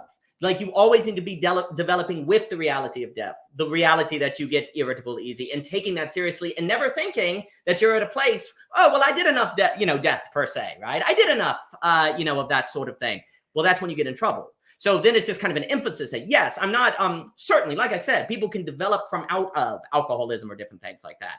But almost as a precautionary principle, it's quite good to actually just act like you only are developing with that tendency, so that you don't get overconfident and put yourself in a place where then you fall back into alcoholism. Not because alcohol is bad, but because you are trying to figure out the right ordered relationship with alcohol so that it doesn't take over your life. And we could make millions of examples like that. So I would say, I think it's quite critical, because to understand the philosophy of lack, which I think ties into what everyone is saying, is a development with, not because there cannot be improvement, but because you want those relationships to last and to go to higher and higher levels of sublation, by taking seriously that negation and lack and so on and so forth. Can I just point out a couple of things? I love always pointing out that when you get embarrassed, that's your adrenaline kicking in. Embarrassment is a survival mechanism. So when I talk about death, I'm talking about fucking everything. I'm talking about status anxieties, all social anxieties, everything that I'm aware of that constrains vitality is traceable back down to a fear of death. Back in the day, the Greek used ostracism as its ultimate penalty, right? Because it knew, or they knew, and we still know, canceling understands that we still have this primordial fear of the tundra and not being part of the in-group.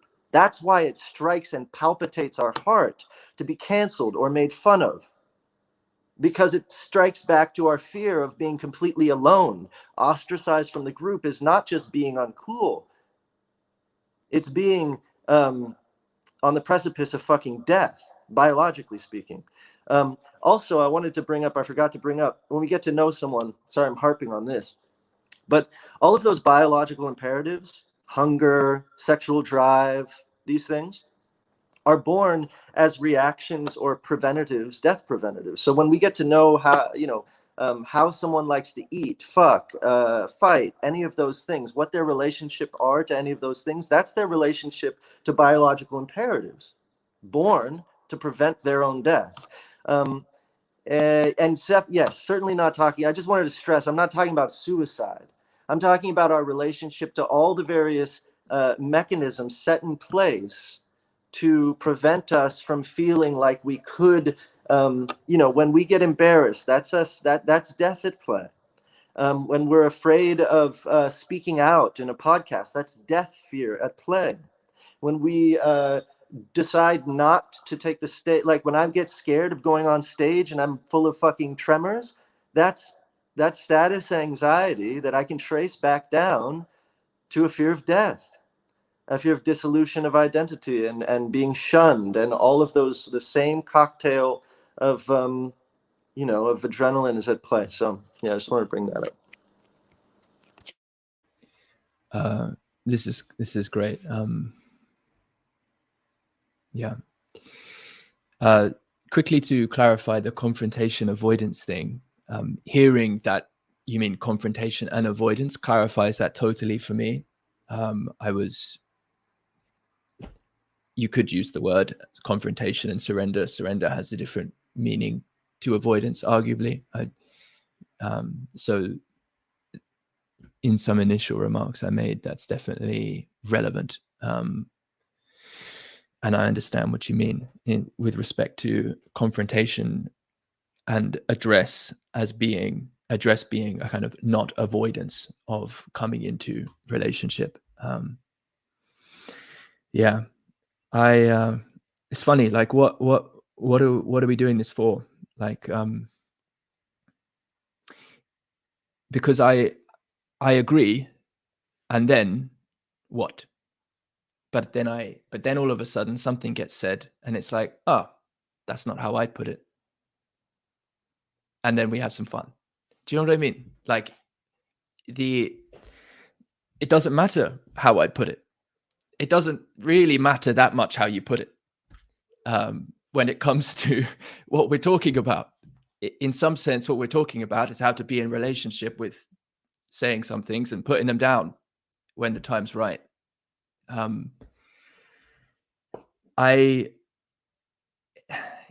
Obviously death is so, and I just want to say, Cadell, as well, I hear everything you're saying. Like, I feel like I understand it. I agree with it in terms of address as being, how you're understanding that as being fundamental to the possibility for ongoing, growthful, worthwhile relationship with people in something, whether community or society or whatever type of word that wants to be used there,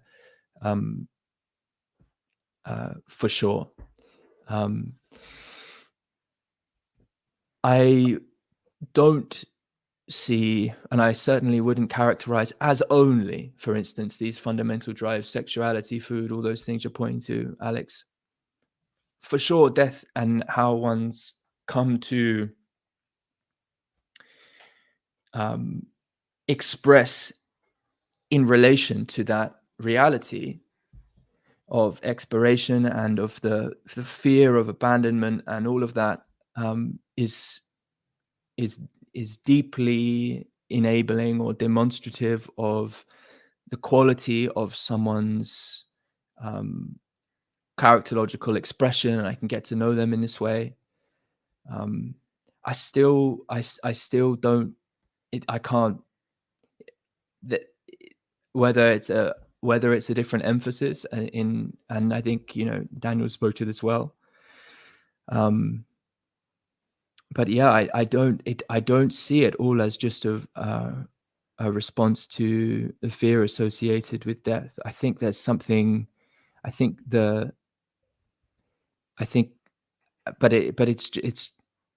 I guess where we're at with this is just language. I mean, I see, for instance, in knowing someone also as the, so you might say it's a relationship with death to,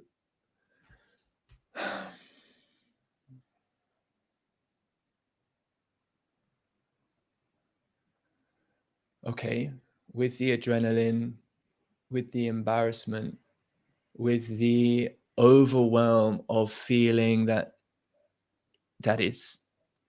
I'm having in huge part because it's got this deep evolutionary lineage, and I'm in some sense programmed for it in a certain way, and there's all these things about me which are in relationship with entropy, just as you say, fighting it off in some sense, like holding something together, literally. It's the excess from our previous conversation. It's the excess that we can't escape from. We can't run away from it. The ego does everything to prevent this excess from making itself known, because it rips everything apart potentially if you're really in touch with the excess. Right. Okay. So I could use that. So we could say excess here becomes energy to form and shape. Like I can do something with that. You could, yeah. Well, it's chaotic, right. But you can. But this is Nietzsche's dancing star. And that's exactly what I mean. Just into how someone forms relationship with that, like for life, like how they build that quality into their being. That's also what I mean about getting to know someone. And so I see ego also, not just in terms of neuroticism. I prefer, if I'm going to use an initial neutral term, I prefer momentum. There's a momentum to it. And then we can talk about like various qualities. Well, Ebert started by calling the ego both neurotic and manic. And I think the manic dimension of the ego is the dimension of the ego that is capable of being, look, mania is excess. Mania is excess. And even Plato would say that mania is divine. And I think that when Nietzsche's talking about the overman, he calls it a lightning bolt of madness. I mean, I think he's actually describing mania. But like the ego that doesn't accept and work with its mania becomes neurotic. Right. So I think that's how I would describe it. Let me just give a practical example of what I mean by death. For like, really, ultimately, for me, this only becomes absolutely essential if you want to, I think, do something great.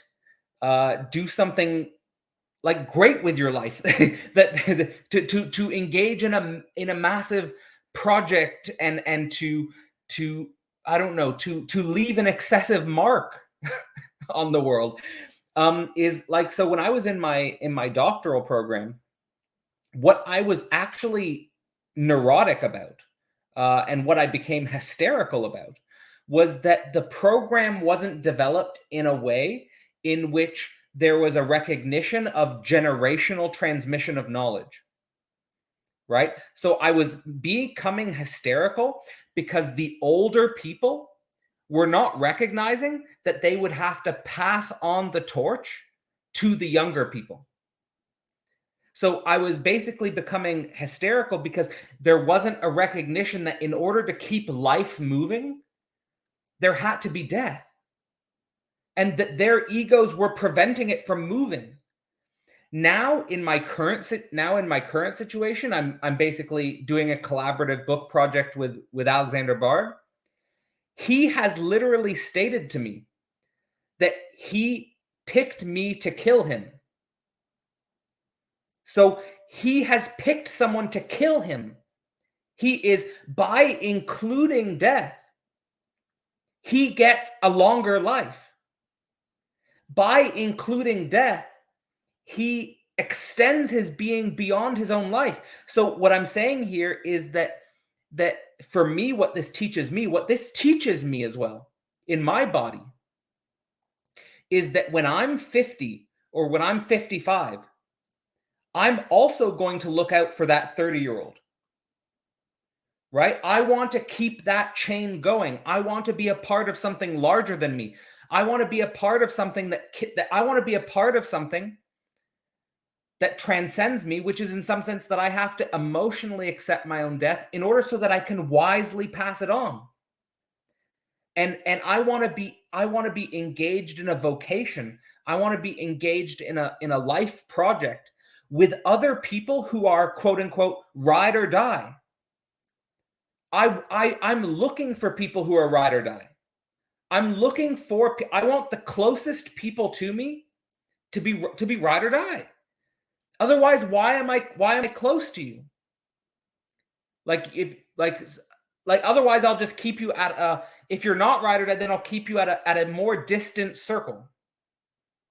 The people I want at the closest circle are people who I want to have worked this into their bones. No, I think the connection of, so a few things. One, because we have lack, we can imagine being a rock star. So we have that excess. Then we can pursue to be a rock star. But as you go, the further you get to being a rock star, the more you can find that doesn't necessarily fill the lack. Or I think what's interesting here, there's a way in which what Ms. Ebert is talking about with death is a kind of loss. Like you lose your ego, there's a kind of loss that's going on. But the more intense the loss, the more it doesn't feel like a death. So we made the example of going on stage, for example. You know, when I lose this pen, it's not really a big deal. I feel like I lost the pen. But if I go on stage and screw up, to use Mr. Ebert's example, it doesn't just feel like a loss. Like now all these, like, it feels like a death. Like these people in their heads have this idea of you that's changed, and it's like not easy to fix. Like a death is a kind of loss that's really intense.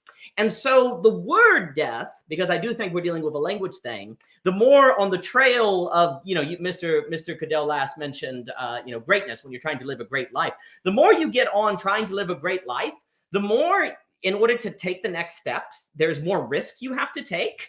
And the more you realize that the risks you are taking are bigger and more difficult if you screw up to fix and things like that. And where it doesn't just feel like a loss. Like, for example, when you start off writing and you're doing fiction and you send things off to Kenyon Review or whatever, and they reject it, it feels like a loss, but it's not a big deal. But then when you work on a story for 8 years and redo it 100 times and sweat, poured, and blood and face all the rejection, and then you send it to Kenyon Review, man, when they get back to you and they're like, man, we really liked it, but we don't need it for our magazine, it's not the same kind of loss. Now it feels like a death.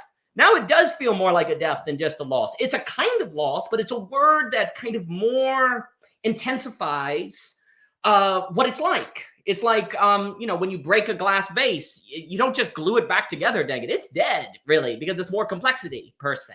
So I think there's also something where the word death, as you get further along, I guess, or you could even say like the bigger the challenge of your ego you're facing, the more it does feel like you have to face death. You have to face the risk of death. You have to be willing to take it on. And if we use Mr. Ebert's example, if you are not willing, and I will dare say, if you are not willing to accept the possibility of going on stage and it all sucking and not being good, then you'll never go on stage. You have to be willing to accept that possibility, even though you may not want that possibility. That is something you have to face and accept. So there's a integration with death. There's an acceptance of the possibility of death in that sense. Like the only way to be driven by excess in a positive direction as opposed to a neurotic direction is in fact an acceptance of the possibility of quote unquote loss. And then the further along you get, the more that loss feels like the possibility of death because of the intensity of it. But if you're willing to do that, that can increase the possibility that you're able to look at the flowers, like Mr. Adalin said, and see beauty there and to take it in. And it can have an increase of the beauty that goes on. So I think it's almost like loss, total loss, death. It does feel like there's an intensity there that I think kind of, as you go along, one is trying to capture in the language. Yeah, and there's also obviously just the thing that unneuroticizes that which is neurotic is by bringing it from the unconscious to the conscious. By putting focus on it, you basically transmute the neurotic aspect of something. So for instance, I think I've told this story before, but when I used to go on stage, I found a little trick, which was to do something which makes me terribly, terribly socially anxious, which is to smoke weed. And I would smoke weed before going on stage, drum up my anxiety to the point where I had to confront it, and then had to surrender, because I could go on with just a modicum of status anxiety and just kind of sweat through it, not surrender, and thereby not deliver like the most free fucking bald performance possible. But instead I'd confront the status anxiety, heighten it, confront it, go on stage, giving no fucks, because I had to let go, because there's too much.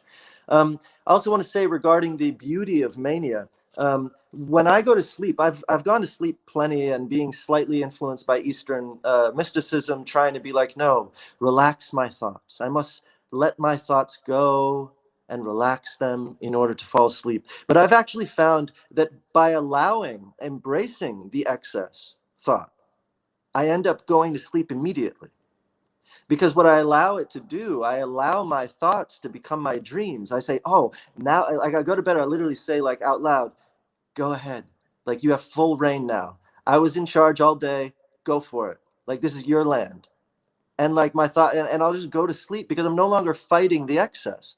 And so there's a beauty in embracing the mania, and it becomes non-neurotic because it's a conscious experience. I'm saying, okay, unconscious, go for it.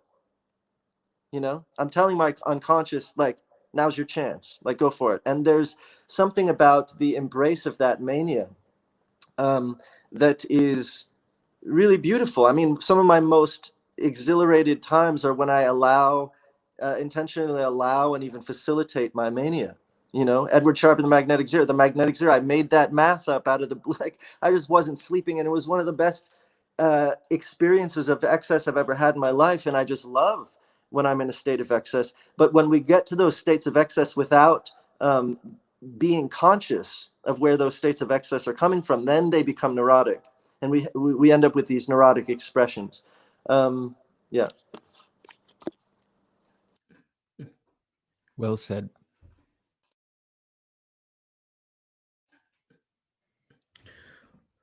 Well, not to jump in, but you know, there's something about a willingness. Then you have no idea where your subconscious is going to take you, right? What if it kills you, right? You know, it might die. So there's kind of what you're saying, and also with Mr. Bard's saying, he wants you to kill him because that also means that he has to be willing to help someone do a work that might be better than his own work, or it could reflect just on that person. You know, there's a kind of acceptance of, you know, I want you to kill me because I want you to advance, and that requires a sort of that's it's difficult. Totally the overman. Yeah, the overman says you basically sacrifice yourself so that the overman may come to the earth. Right. And they do everything, though, in their power not to let you kill them, though. So, you know, that's what creates the struggle, right? Like the patriarch, they don't make it easy, right? They're not supposed to make it easy because if you kill it. And it's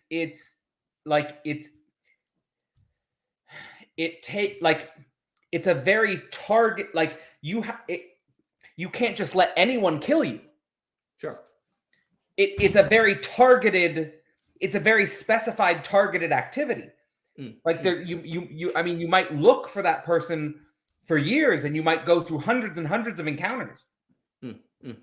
Like, but yeah. No, absolutely. And then to have, you know, to have an older generation that would even want to do that requires a certain facing of their ego, dying to self to make way for that. And that's what's missing.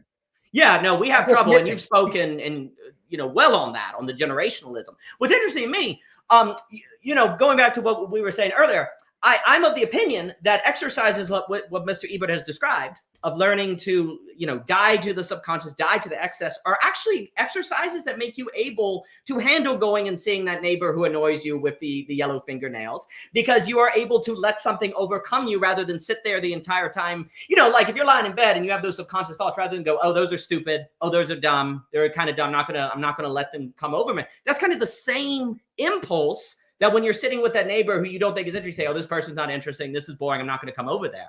You know, that is actually a similar training to the opening of the other, all of which entails a kind of quote unquote death of the ego. And that, you know, is where I actually think, like we're talking, like, again, I go back to Socrates. Socrates is putting himself in places where, one, he's helping people realize they don't have a ultimate ontological, epistemological foundation for their thinking. So then they know where they're located so they can be properly addressed. But then he is simultaneously putting himself in a place where he has to go through a kind of humbling and fight his own emotions. And so that's the location of address. And it would seem as if there are steps, if you will, processes, very practical steps that people can go through to take on more and more difficult levels of address, right?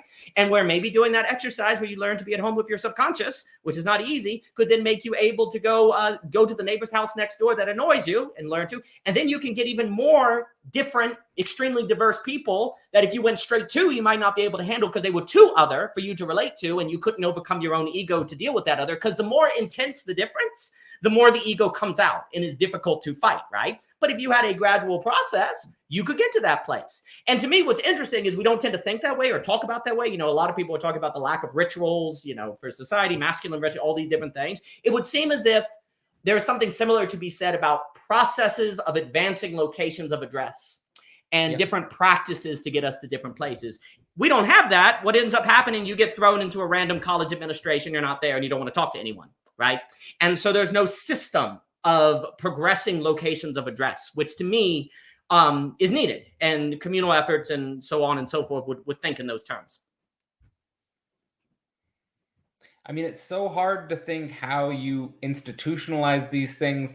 Yes. The way that it's depicted in Thus Spoke Zarathustra is that it requires the inner motivation of the subject to go on some sort of radical, concrete, singular adventure to come to this knowledge, it's almost impossible to think about how someone could institutionalize it in some sense. At least it's difficult to think, not saying we shouldn't try to think it, but and then ultimately, to your point about like this progressive levels of address where ultimately we'd be able to address anyone. I think there's something actually in the philosophy of lack too that's connected there, where I think I said something like, once you get to a certain level of understanding lack, you can basically you could address anyone.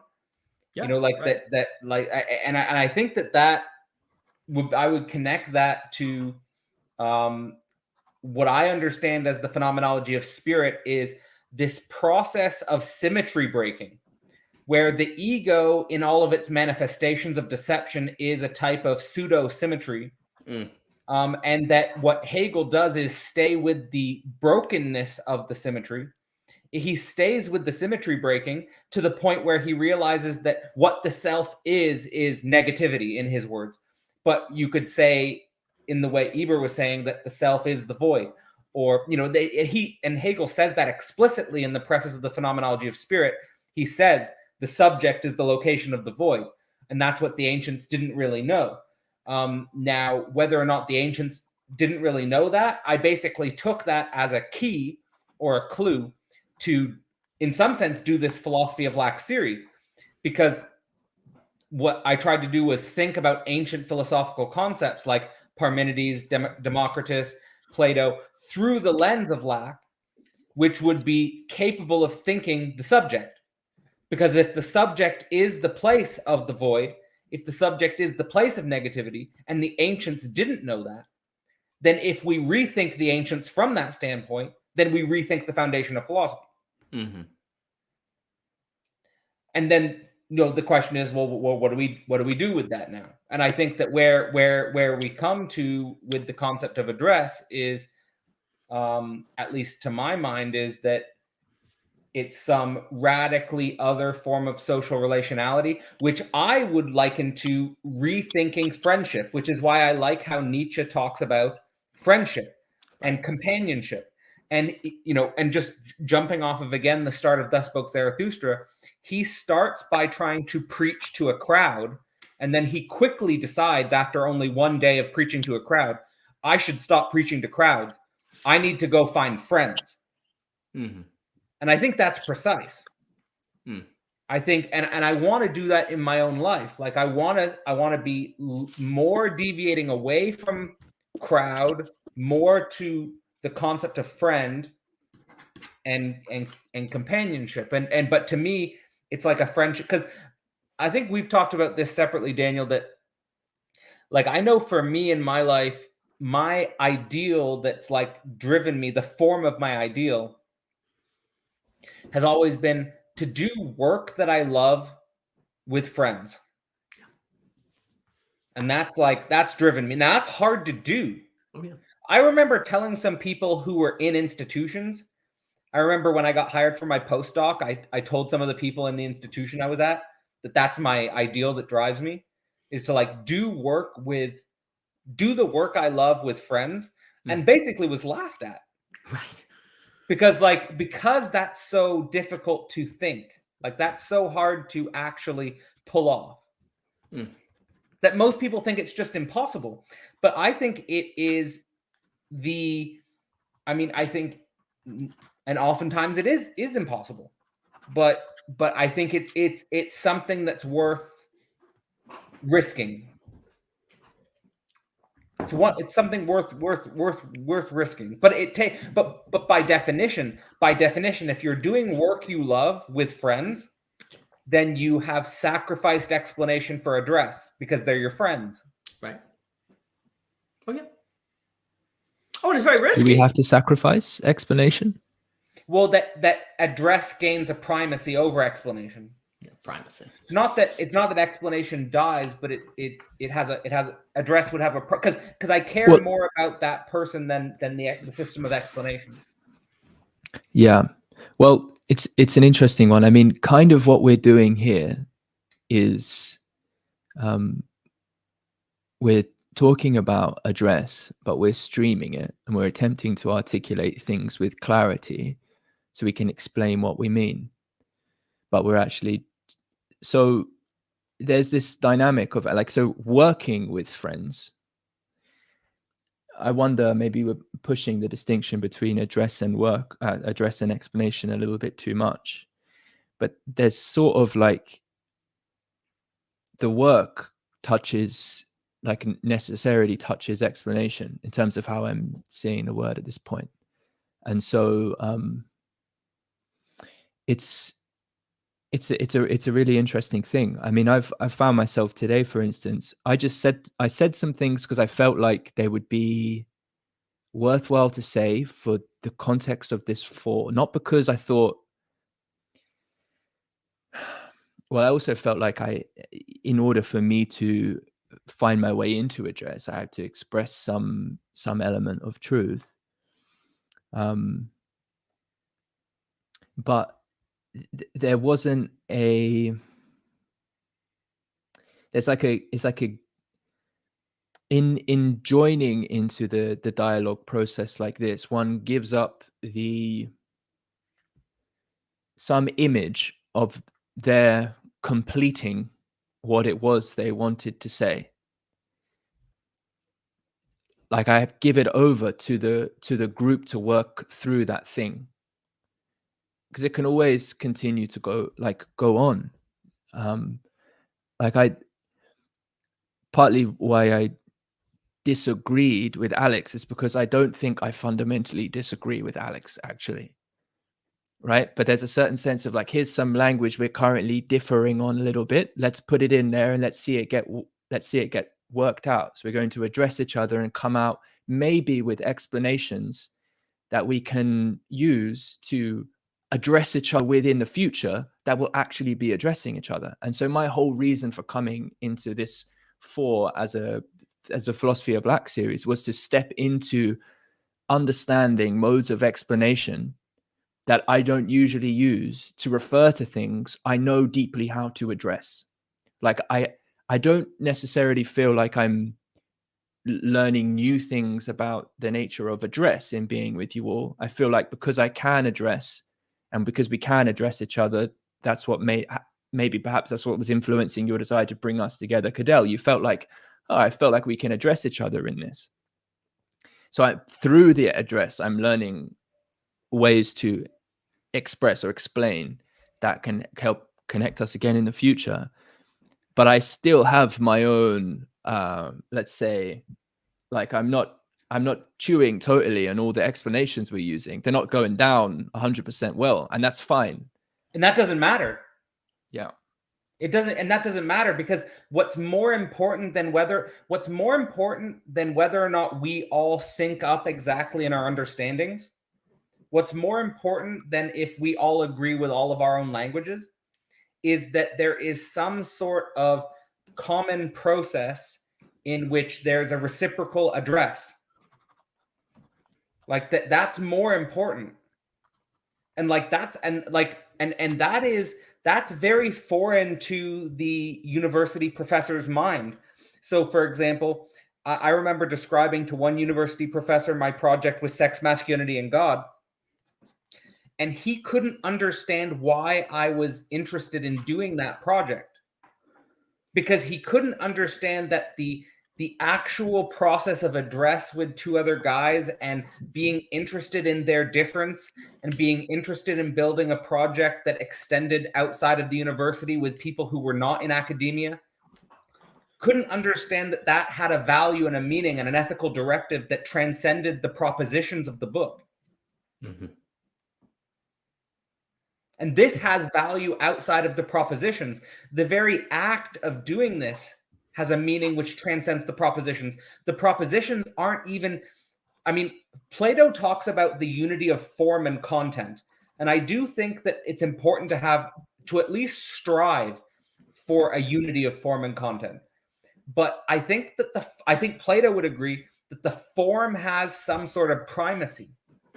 That even if we differ in our content, even if there's asymmetries in our linguistic understandings, the fact that we are willing to sacrifice ourselves to a process where we're having an open-ended discussion where we can be critically challenged and proven wrong, and we have very different backgrounds and we have very different language games that we use. Just the very fact that we do that has a value and that transcends the proposition. Absolutely. Yeah, and we have to, explain the distinction between explanation and address in order to use it well. And also, too, another way to look at it is that, Socrates is explaining to Euphoria or whatever that he doesn't have a foundation for his thinking because Socrates knows he doesn't know anything. Euphoria thinks he knows that he knows something, and Socrates is bringing him down. And now that we're at the same level, hello there. Hey, now we can address one another because we're in this same space together of not really knowing and acknowledging a sort of lack of an ultimate foundation for certainty and so on and so forth. Explanation needs to be in service in that. Address without explanation is very fragile, right? Arguably, before the scientific revolution, you had a lot of religion that addressed people, but it was very fragile. And also it could be very disembodied, right? After the scientific revolution per se, and these are all very general categories, I understand, then you have an age of a lot of explanation where we know about why the stars move and the planets and so on and so forth, but we don't know the love that moves the stars and other, the sun and other stars, to allude to Dante, right? So we're looking for that dialectical balance. So they're always in concert and dance with one another. You don't want pure explanation. You don't want pure address. And you need to explain things so that we can kind of exist. We need to explain ourselves so we can exist in a relative, we can never get total understanding of one another, but we can get relative understanding of where we're all coming from. So then we can address one another. And so they go together in that way for explanation and address. And I do think, and then I'll pass it on. I think it's quite important what you're saying about friendship. It is not by chance, I think, that as friendship has been devalued, or in marriage valued, because that's just like one flesh, right? Actually, so this is important, that actually philosophy has moved away from, was away from relations, was toward the individual versus the individual, as Mr. Bard says it. And now, today, maybe because of the internet and the networks and we're all connected, and there's a sense of the Vervaeke meaning crisis or all these different things, or there's something that people even in marriage realize that, wait a minute, maybe something's missing. Now people are starting to philosophically, economically, and all these different things think in terms of relations, the relations, as Mr. Ebert stresses. And so that goes, and so, and friendship, I think the philosopher who has friends, it would be interesting to go through the history of philosophy and theology even, and to study the ones like the people who had good friends, like close friends, versus the thinkers who didn't have close friends, and to see how that comes out in their thinking. Like, I really like the Scottish Enlightenment. They were all pretty friendly to one another, versus Immanuel Kant, who took the same walk every single day at the same time, and I hear was more isolationist. But I don't know. That's just a generality. I'd be curious to do that study, actually. You know what Derrida said he would want to know about his favorite philosophers? Oh, what's that? He would want to know about their sex lives.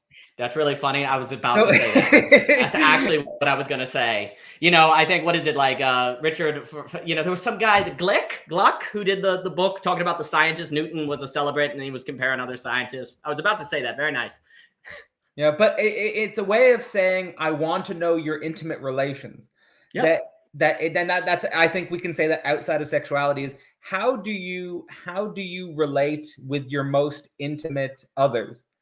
And how does that influence your philosophy? How does that influence because in order to be the type of person who has cultivated deep, long-term relations, or just has tried to explore intimacy in that way, that changes the very way you know.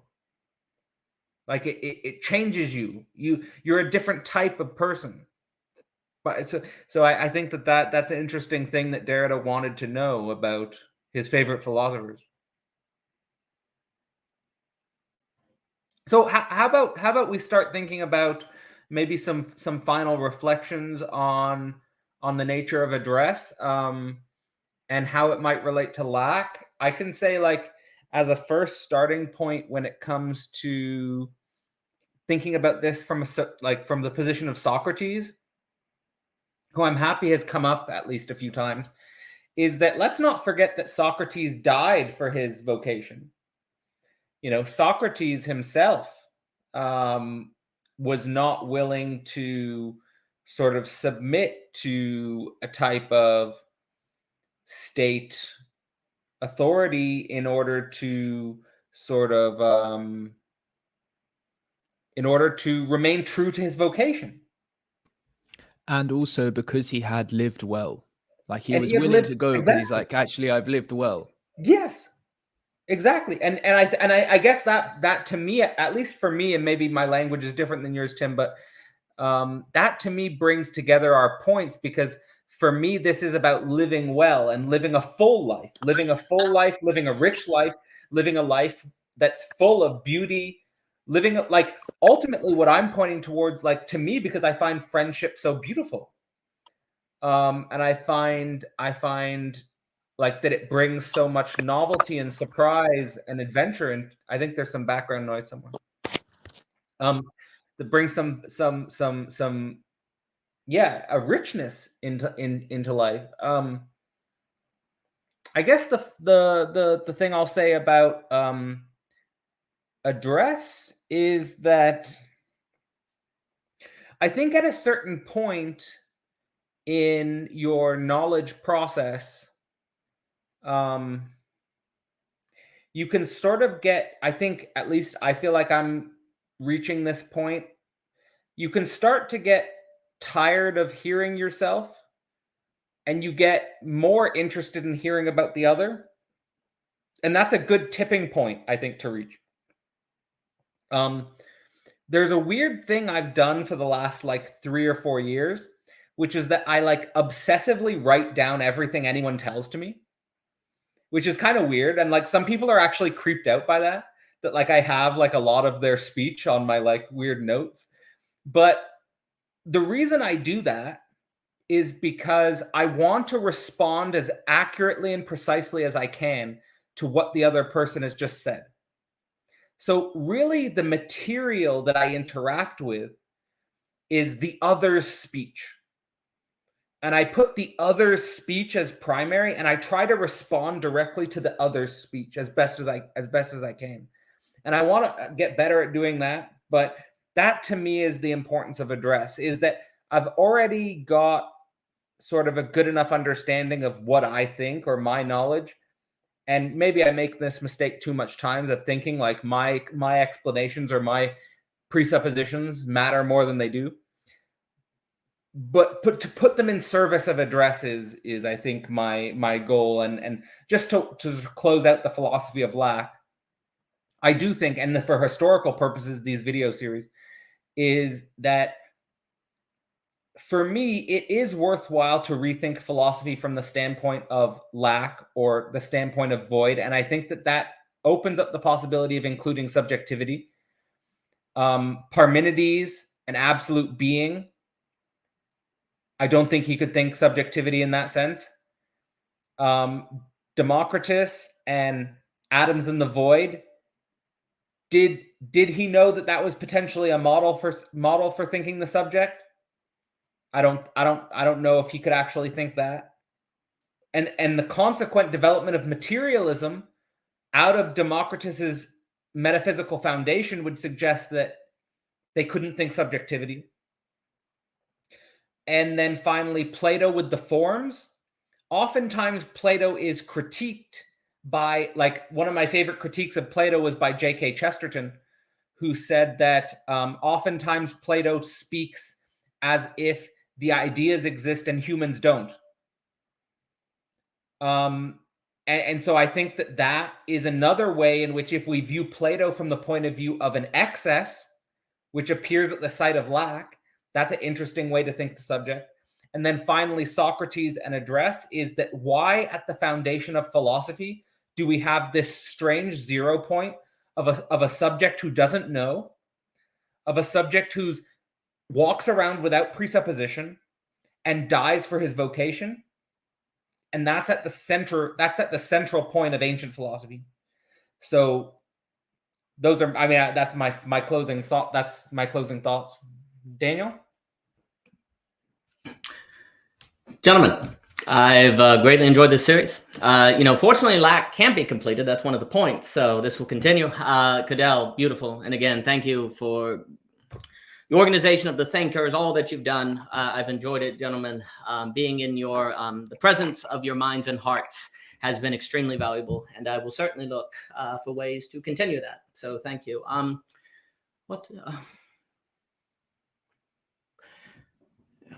think I would just like to emphasize that the philosophy of lack is not nihilistic. That this is not some doctrine of some Sisyphus, I guess, pushing some boulder of some constant weight up some hill of some constant angle for all time as the weather in Hades changes from gray to gray.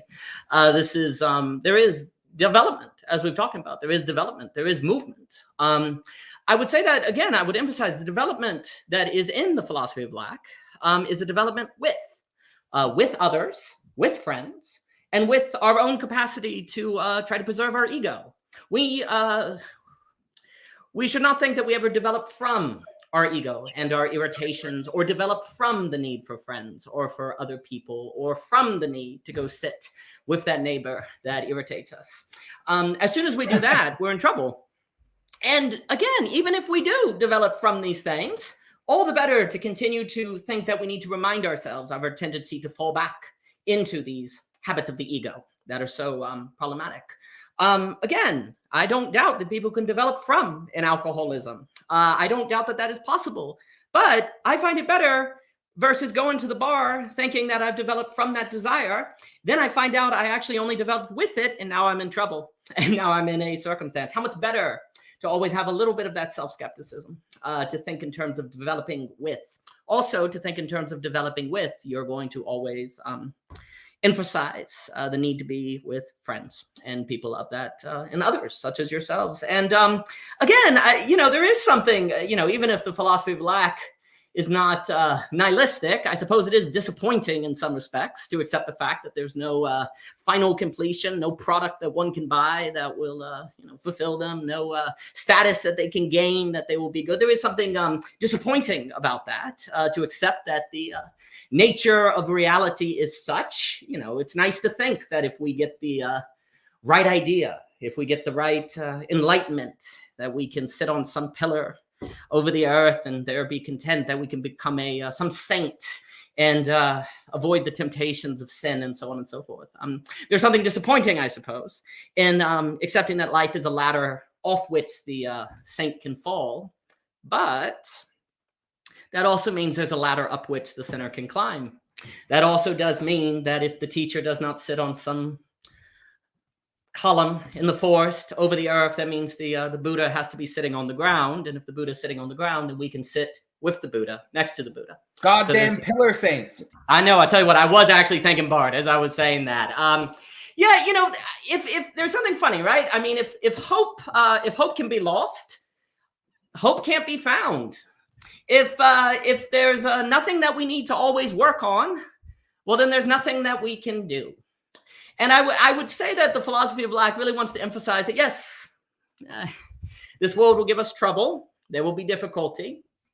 But we should not always assume that just because we have trouble means we did something wrong, that we're doing something wrong, that there's some other person out there that has it all figured out, that they don't deal with the same tensions and anxieties and worries that we deal with, that they're in the world just like we are, that they are in this with us. We were all born into this world. And we're doing the best we can, and we're doing it together, and we need each other. We are all in this together. We are developing with one another. And the philosophy of lack will put that emphasis on the with. And there can be development in that. Yes, this does mean that this world will give us trouble. And this does mean that we can never explain that trouble away. But we can go in that neighbor's house and sit on that couch that has the cotton coming out of the side, and sit there and listen to him tell that story for the third time. And he still hasn't cleaned his kitchen, and why the heck won't he cut his yard? But you can sit there and find out that, yeah, you do get irritated still. Yeah, you're not the moral saint that you thought to, but here's your opportunity to change that. But if you don't take seriously lack, you will never put yourself in that space. And you will never put yourself in the space where you can partake in that story and tell more of a story. Because yes, this world will give you trouble, and we can never explain that trouble away. But that is precisely why we can put ourselves in a place with a story that can address us and that we can address.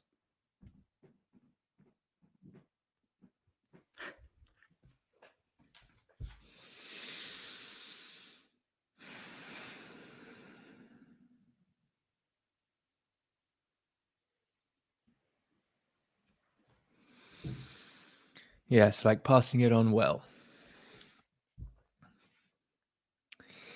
Yeah. Well, beautifully said, Daniel. It's an honor to hear you bring your remarks to a closing in this series after 12 hours of dialogue. So, and thank you to Cadell and to Alex as well.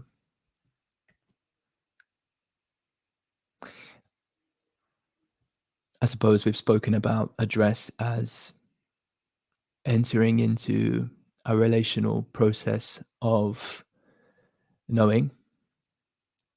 So we're also entering a relational process of not knowing.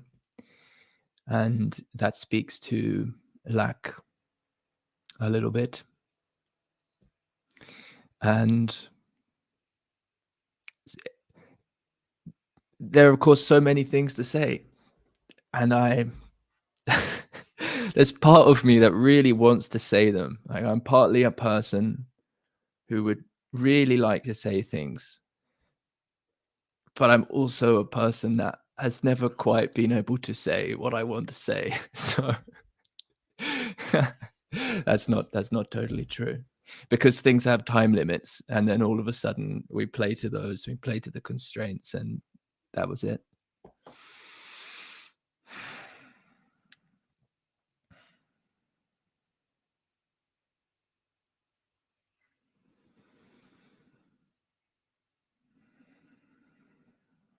Yeah, I think there's so much goodness in these conversations. And by goodness, I mean a quality of thinking and affordances for understanding that, if one addresses them and addresses through them, there will be health and intrigue and ongoing process there. And so it's really in that spirit that I am saying anything at all, especially publicly, especially live, not because I feel like I can say actually like who I am and what I think totally, but because I have known interaction in these mediums to be able to address people and that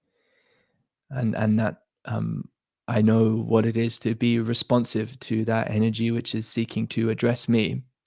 And so in that sense, I am optimistic, but also pragmatically confident, because I know it to be true that friendships, in the sense you mentioned, Cadell, are possible through these interactions and through offering a certain quality of energy and openness, but also a rigor and responsiveness and a sense of instantiating boundaries and wrestling with them, offering that into the ecology, offering that into the public space. It helps to develop contexts for participation that none of us will be in, and maybe we'll touch on them in the future with people we meet. And that's great. And so there's so much to these conversations that we're all a part of that are only touched on through this one angle of the philosophy of lack, just through that prism of language. There's all these other conversations and communities that we observe and take part of. And there's lots to come, but it sounds as though there's agreement here that a certain quality of addressing each other really must be present in interaction within and between these various communities, in order that that interaction orient and become and change in a way that enables,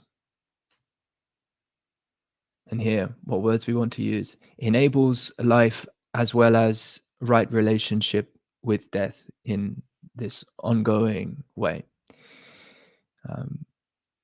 To do that well and to do that fully. and to enjoy. So yeah, thank you all.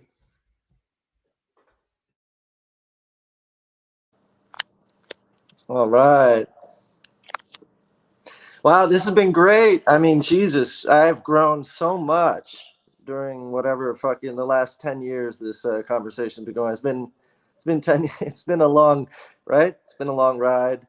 Praise Jesus. No, it's been just a couple months. But the integrity and the fucking the integrity with which I think we've all brought ourselves to this, and which, you know, the degree to which I've taken this seriously and prepared for. I have a whiteboard I'm staring at, you know what I'm saying? I'm jotting shit down that you say. I actually give a shit. And when I think about ride or die, you know, homies, it's like, well, the die part, it's like ride or die. It's like, I'm down for the, yeah, and I don't mean I'm going to kill myself if I'm not taking notes, but I'm down. I'm like, try. Why am I trying? Why do I give a shit about this? Why? You know, there's I think there's something to the unknown, right? Because I have here a blank piece of paper that is now littered with shit. I needed it to begin blank. If it was already littered with shit, I wouldn't be having this conversation. I'd already have it prefigured. I'd have it pre-dressed. I need to address you guys in order to write this stuff down. I needed a lack to begin with, you know, and it comes back to just that very basic, like, inverting and positivizing lack. Dearth, this is a little quote, dearth is birth. Right? We cannot have, I could not write this stuff down if the page wasn't already blank. I cannot get into my state of vesselhood unless I'm like, I don't know. I get filled. I'm getting filled with my diamond. Because if I already know anything, I have no need for anything. And, you know, when we're talking about friendship and stuff, one of the greatest things in a friendship is the silence. It's like knowing that these silences are corroborated by the other. The grin of like, did you feel that? Yeah, I felt that. What was that? I don't know what that was, but it was nothing, and you felt it. And that's the important part. We felt nothing together. And by nothing, I mean the moment, unspoken, the ingress. And I want to bring it back again one more time, just is my summary moment, right? To the montage. And Eisenstein's theory of the montage is not really a theory, but it's very basic. Picture of a cat, picture of a woman. Sorry, let me do this again. Picture of a woman, picture of a cat. Back to the woman. Now she's smiling. 3 separate images. Contiguous. They mean nothing except for us inserting ourselves in between the 3 images. We tell the story. The lack, the gap, is the ingress, the invitation to become ourself. We exist in that interregnum. That's where we have the invitation. I'm not this table that I see. When this table is the table. If I was what I saw, then I am a table. But it's in between the table and my ability to comprehend or apprehend it. It's in that space in between that I begin to participate myself, that I exist, that I can exist there. And one of the greatest things in the world also, besides being silent with a friend, is watching a movie that allows for that gives us enough gaps and enjoying the same sort of like gaps together. And I guess that's what I mean by enjoying the same silences together, or having an interest in absence together, participating in ourselves in the nothingness, in the absence, in the lack, and positivizing it, because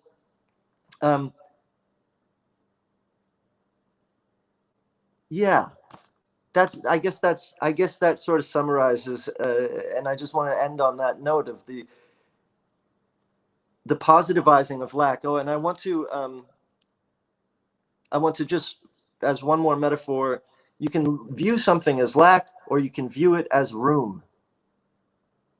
That's I think the easiest, like most pedestrian way to say this for me is a lack is also room. Anytime anyone I know is like broken up with a girl and they're like, oh my God, it's like, yeah, but look at all this room you have now to grow, to whatever. So these lacks are also invitations, and when we see them as that, what's beautiful about that, and this is where I reintroduce the word confrontation, is then we have to summon courage to enter, and we have to give ourselves permission to enter, and that's where this courageous bit comes. And we become, in doing that, and this is what I love, this is what most inspires me about other people and about friends, we become, by giving ourselves permission, permissionaries. Whenever I see anyone else entering the void, I'm like, oh shit, you know, okay. I guess I you know, it's inspiring.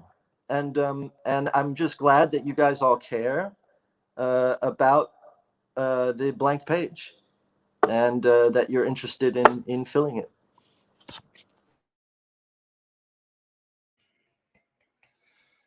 All right, great, guys. Beautiful. So this is, yeah, beautiful. So this has been the Philosophy of Lack series. Just to sort of re-articulate, we've had 4 discussions now, which have basically spanned, I think, about 6 months. I think the first one was in July, if I'm remembering correctly, or June. Wow. And I think the motivation came for me to want to discuss this feeling I've always had since I was a kid of something missing, something lacking, and that being a very important emotional, aesthetic place, and a space that is oftentimes left unthought, and I think is oftentimes a place that's quickly covered up or otherwise ignored, and not sort of definitely not seen as something that's like of rich philosophical import, and of something that actually is central to our motivations and our desires and the way we experience everything up into relating to each other, unto who knows what our future is. So thank you all for joining me. Thank you for everyone who has watched the 4 episodes and is watching with us now. And I hope you all enjoy your lack.